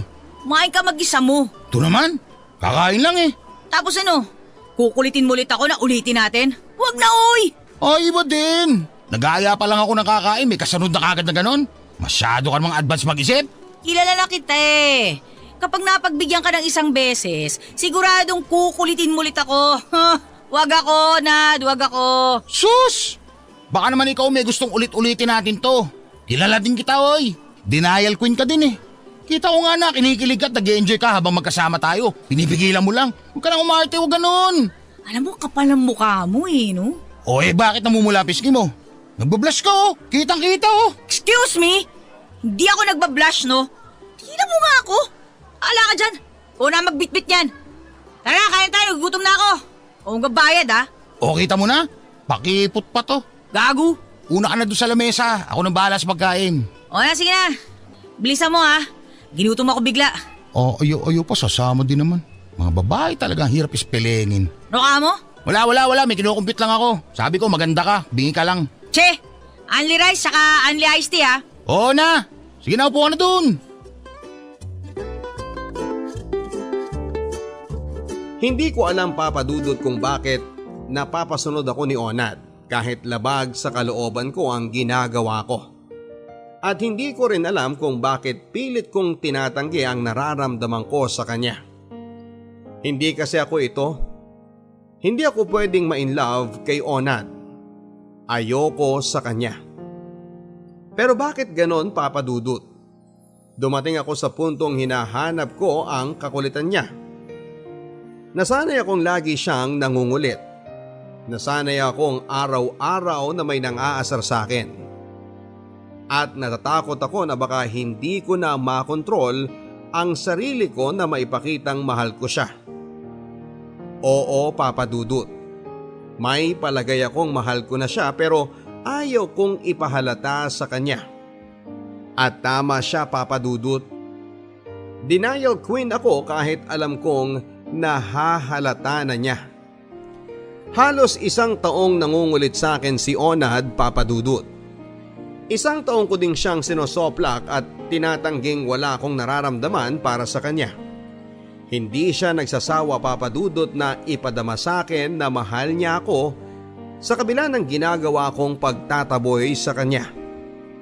Hindi ko alam kung ano ang sasabihin ko.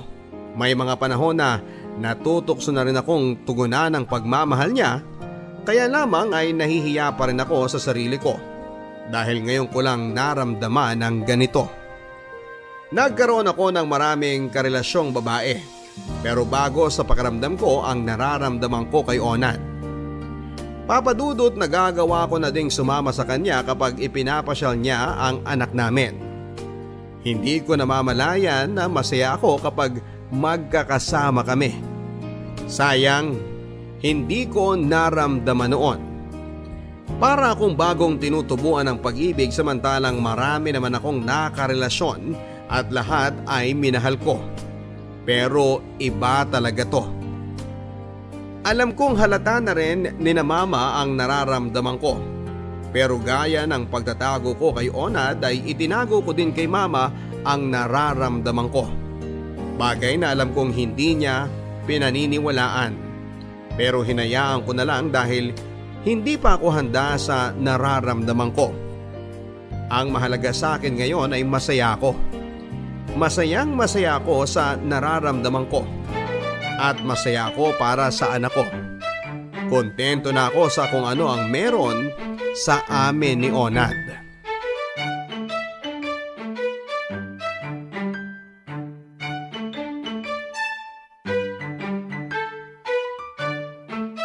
Mag-grocery ka na ba? Oo, tara na. Sama kaya natin si baby. Huwag na. May mga bitbit tayo mamaya pag uwi. Next week na lang tayo mamasyal kasama si baby. Sabagay, makakapag-date tayo ng maayos kung hindi natin kasama si baby. Date? Anong date? Yan ka na naman eh. Ito ang abuso ha. Ilang beses ko bang sasabihin sa'yo na walang ibig sabihin itong mga pinapakita ko sa'yo? Ayaw ko lang kasi makipagtalo sa'yo palagi kaya hindi na ako tumututol kapag sumasama ka sa akin. Tsaka kapag palagi ako nakikipag-usap sa'yo. Danica. Ano na naman? Wala ka pa rin bang nararamdamang pagmamahal sa akin? 1 taong mahigit na ako nanliligaw sa'yo, tanunuyo. Wala ka pa rin bang nararamdaman talaga sa akin? Oh, wala. Pwede ba, Onad? Huwag mo akong umpisahan na naman ng mga pasakalye mo na yan. Danica, yung totoo. Mahal mo ba ako hindi? Hindi. Mahal kita, Danica. Hindi ko rin alam kung anong nakita ko sa'yo eh. Hindi ko rin maipaliwanag kung bakit ang dami namang babae dyan. Bakit sa'yo ako pa ito naramdaman? Hindi mo ba talaga ako kayang mahalin? Hindi eh. Kahit man lang katiting na pag-asa, wala talaga? Onad, alam mo, mabuti ba umalis na tayo? Kasi baka mamaya abutin tayo ng gabi, may duty ka pa sa gasolinahan. Panggabi ka, di ba? Dapat nagpapahinga ka eh. Ka na kaya sumama sa akin ngayon? Ako na lang mag-grocery. Okay lang ako, kaya ko. Sanay naman ako sa puyatan eh. Halika na. Ako pala magbabayad ng kain natin ngayon, ha? Kakain tayo? Lilibre mo ako? O bakit ayaw mo? Ba, syempre gustong gusto ko yun. Ala ko ayaw mo eh. Tara na. Salamat ah. Oh, saan naman? Masyado kang seryoso sa buhay, ha? Ano namang drama yan? Lately napapansin ko masyado kang seryoso. Ano ba nangyayari sa'yo? Wala. Madami lang ako iniisip. Ano namang iniisip mo? Ang mama mo naman mukha naman siyang okay. Sa trabaho naman, mukha namang okay ka lang din. Ano pinaproblema mo? Ikaw. Si baby. Tayo. Sus! Huwag mo kaming isipin. Huwag mo kong isipin. Okay lang ako. Ano ka ba? Alam ko naman eh. Kaya lang, mas masaya siguro kung magiging tayo, no? Hindi magiging tayo. Malabo yun. Kaya huwag mo na akong isama sa mga isipin mo. Walang magiging tayo. Pero kay baby, forever tayo. Dahil kahit anong mangyari, tayo lang ang mga magulang niya. Danica, alam kong mahal mo rin ako. Hindi ko lang alam kung anong dahilan na pinipigilan mo pa yan. Wala akong pinipigilan. Hindi kita mahal. Nabubulagan ka lang ng nararamdaman mo kaya lahat na nakikita mo binibigyan mo ng kahulugan. Lagay mo to sa isip mo ha. Hindi na mangyayari na magiging tayo. Yun lang yun. Hindi ko kaya eh. Kayanin mo. Kung ayaw mong iwasan na naman kita. Kung gusto mong lagi tayong ganito, huwag mo akong pasukan ng mga ganyang eksena ha. Huwag mo akong ligawan. Tama na yung ganito tayo. Yung magkaibigan lang. Hindi ko may papangako. Pero sige, susubukan ko. Siguro tama na nga ang 1 taong mahigit na kabaliwan ko sa'yo. Siguro nga tama ka. Hindi na ako dapat umasa dahil wala naman akong aasahan talaga. Hayaan mo, pipilitin kong hindi na mangulit tungkol sa nararamdaman ko. Para na rin sa ikatatahimik mo. O no, tara na. Hindi ka na. Tara na. O bakit kumingiti ka dyan? Paano ba naman ako hindi kikiligin ito eh. Hawak mo yung kamay ko eh. Ay, ano ba yan? Aminin mo na kasi. Anak ng... Aray naman. Sorry, na-carried away lang ako eh. Kala ko basket yung nahawakan ko eh. Tara na. Danica. Oo, ano na naman? Napapansin ko. Nagpapahaba ka ng buhok ah. Tinatamad lang ako magpagupit. Parang nagbablouse ka na din ngayon ha. At hindi na jersey suit mo. Nakapedal ka na ha. Dami mong napapansin, Chong. Pinilit lang akong suotin ni Mama to eh. Sayang kasi kung hindi ko susuotin, baka daw magtampo si Mama eh. Napipilit ka na din pala ni Mama. Sanay kasi ako sa tigasan ng ulo mo eh. Yung tipong kahit na alam mong magagalit si Mama, hindi mo papansinin. Ginagawa mo pa rin kung ano gusto mo. Baka nga kasi magtampo si Mama, ano ba? Dahil mo napapansin. Teka. Pinapansin ako ah. Lipstick ba yung nasa labi mo? Pais nga. Hindi! Dahil mo napapansin ako ba? Halika na! Okay. Tigilan mo na nga ako sa mga ngiting-ngiting nakakaloko na yan ha. Kung ano-anong napapansin mo eh. Sapakin kita dyan eh. Di wala lang. Tara na nga. Oo, kamay ko. I-style ka rin eh ha. Kung makakalusot lang eh. Bakit ikaw nga kanina hinawakan mo yung kamay ko? Pumulag ba ako? Che!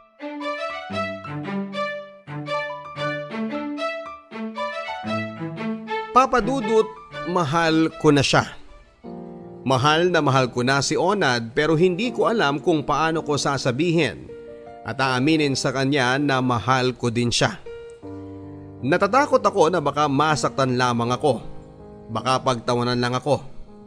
Siguradong sasabihin ng kapitbahay na ang tomboy naging babae. At kung ano-anong chismis at ayokong mapahiya. Tama na ang kahihiyang naranasan ko noong mabuntis ako. Tama na ang anak ko sa akin at okay na rin sa akin kung ano ang meron sa amin ni Onad. Mahal ko siya at alam kong mahal niya rin ako. Hindi nga lang niya alam na mahal ko siya. May mga gabing nagigising ako na parang katabi ko siya. May mga araw na nami-miss ko siya. Ewan ko ba Papa Dudut? First time kong maramdaman ng ganito sa totoo lang. Pero bigla niya akong iniwasan, bagay na ipinagtataka at kinakalungkot ko. Dandan, hindi na muna ako makakapasyal sa inyo ha. Ha? Bakit? Paano si baby? Pasensya ka na. Siguro nga tama ka. Wala na akong aasahan sa'yo at wag na din akong umasa. Nakakapagod din pala kapag yung taong mahal na mahal mo, harap-harapang sinasabi sa'yo na wala kang pag-asa kahit nakatiting. Okay, ikaw ang bahala. Alam mo, Danica, wala naman sana akong balak itigil ang paliligo ko sa'yo eh. Kaya lang, tama ka. Dami mong satsat. Tigil mong panliligo mo kung ayaw mo na. Bakit? May nakita ka na bang iba? Ganon? Paano na kami ni baby? Mawawalan ka na ng time sa amin, ganon. Akala ko ba mahal mo ko? Bakit mo kami iiwan? Eh di ba sinabi mo sa akin na wala akong pag-asa? Pagod na akong kabubuntot sa'yo, no? Pagod na akong umasa sa'yo. Pagod na akong magmukhang tangang nagmamahal sa'yo na wala namang aasahan. Hindi ko naman kayo iiwan eh. Susubukan ko lang humanap ng iba. Baka may makita ako na kagaya mo o higit pa sa'yo na gaya ng sinasabi mo. Hindi pwede! O teka, anong hindi pwede? Ayaw mo sa akin, alang namang ipilit ko pa. Ikaw may sabi sa akin nun, di ba? Ito lang naiisip kong paraan para matahimik na tayo pare-pareho. Ayoko rin naman na, palagi na lang ako tinataboy, no? Nakakasawa na, saka masakit yun.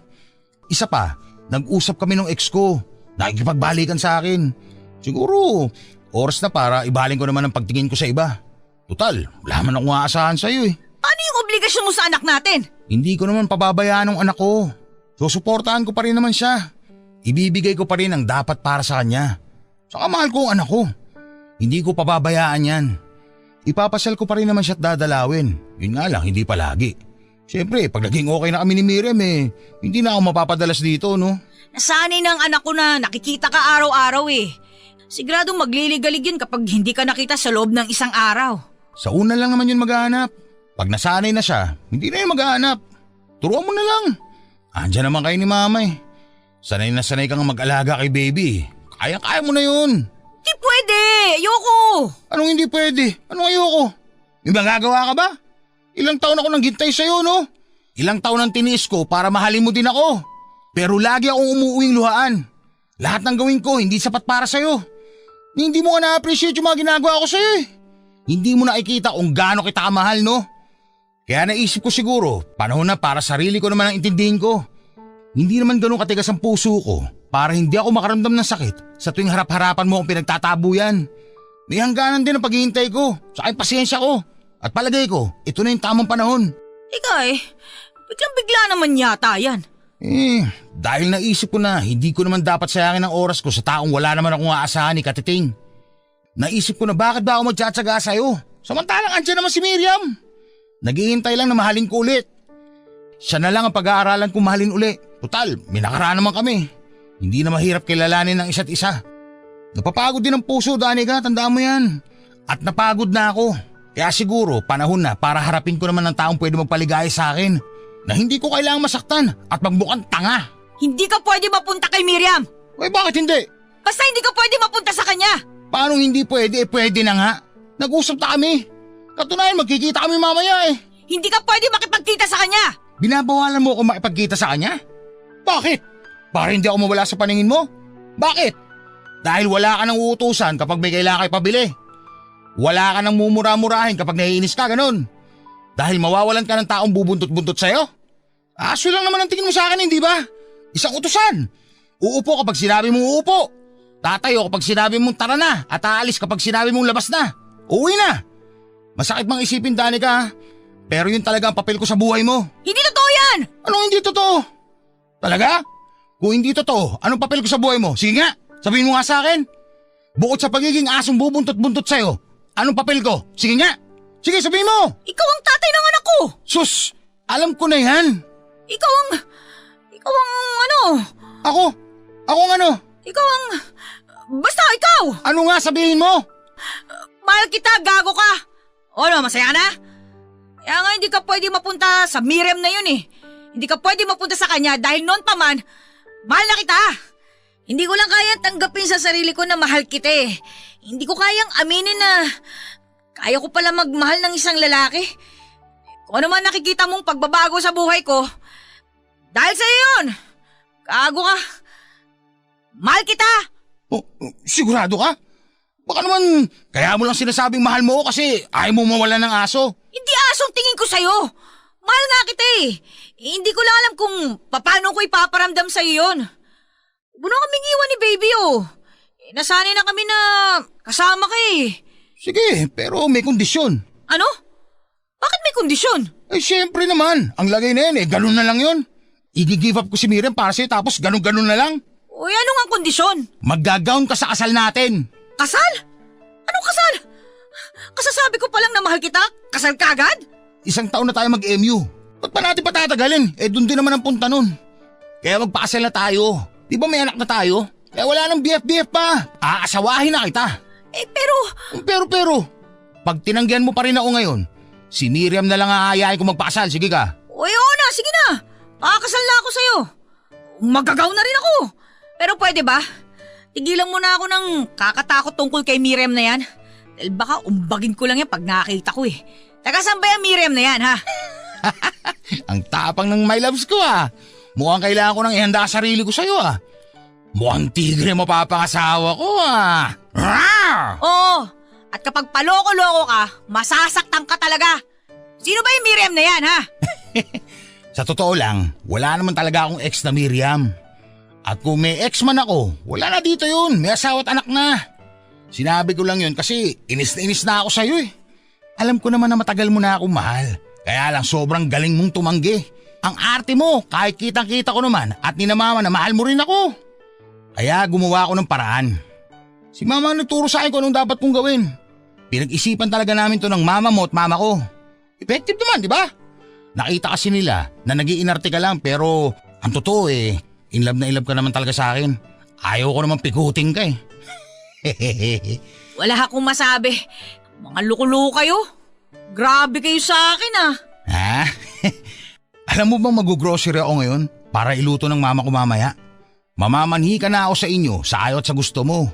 Pero alam ko naman na papayag ka Pinatesting lang sa akin ni mama kung gagana yung planong pagsisilosin ka. Nakita mo, effective naman kaya ayan, may kasalan na kaagad. Ewan ko sa inyo. Pinagkaisahan niyo ako. Oo! Huwag ka na magalit. Huwag ka na magalit-galitan dyan. Tara na. Mamili na tayo at mamamanigan ako sa inyo mamaya. Bukas na bukas, pasal tayo Ready ka na ba? Bukas ka agad? Baliw ka? Oo, bukas na agad. Naitakda ang kasal namin, Papa Dudut. Ang sarap palang ma-in love. Yung totoong pag-ibig. Yung tipong wala kang pakialam sa sasabihin ng ibang tao. Yung ang maririnig mo na nakatikim lang ng lalaki naging bakla na. O kaya naman ay totomboy-tomboy pero lalaki rin pala ang katapat at kung ano-ano pa. Pero deadma ako. Wala akong pakialam, at least ako iisang lalaki ang nakakuha sa akin at binigyan ko ng sarili ko. At sa ikalawang pagkakataon ay mahal ko na. Mahal na mahal. Tuwang-tuwa sina mama na magiging mag-asawa na kami ni Onad. Mabait naman kasi si Onad at wala akong masabi sa kanya.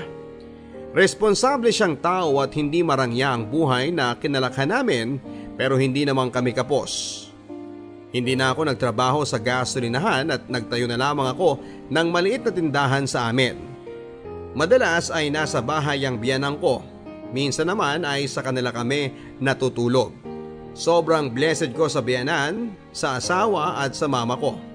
Noong ko lang naisip na tama lang na hindi ko ipinalaglag si Yvonne dahil siya pala ang magiging daan para makilala ko ang taong makakasama ko sa panghabang buhay. Sa ngayon, Papa Dudut, ay magdadalawa na ang anak namin. Lalaki. At nag-decide kaming tama na ang 2 anak. Sabi ni na mama, dagdagan pa daw, total ay wala naman silang naging anak na marami, sa apo na lang daw babawi. Tama naman sila pero sa ngayon ay hindi muna namin iniisip yan. Ang mahalaga ay mapalaki namin ng tama ang mga bata sa paraang alam namin. Hanggang dito na lamang, ako po ang inyong kapuso at solid kabarangay forever, Danica.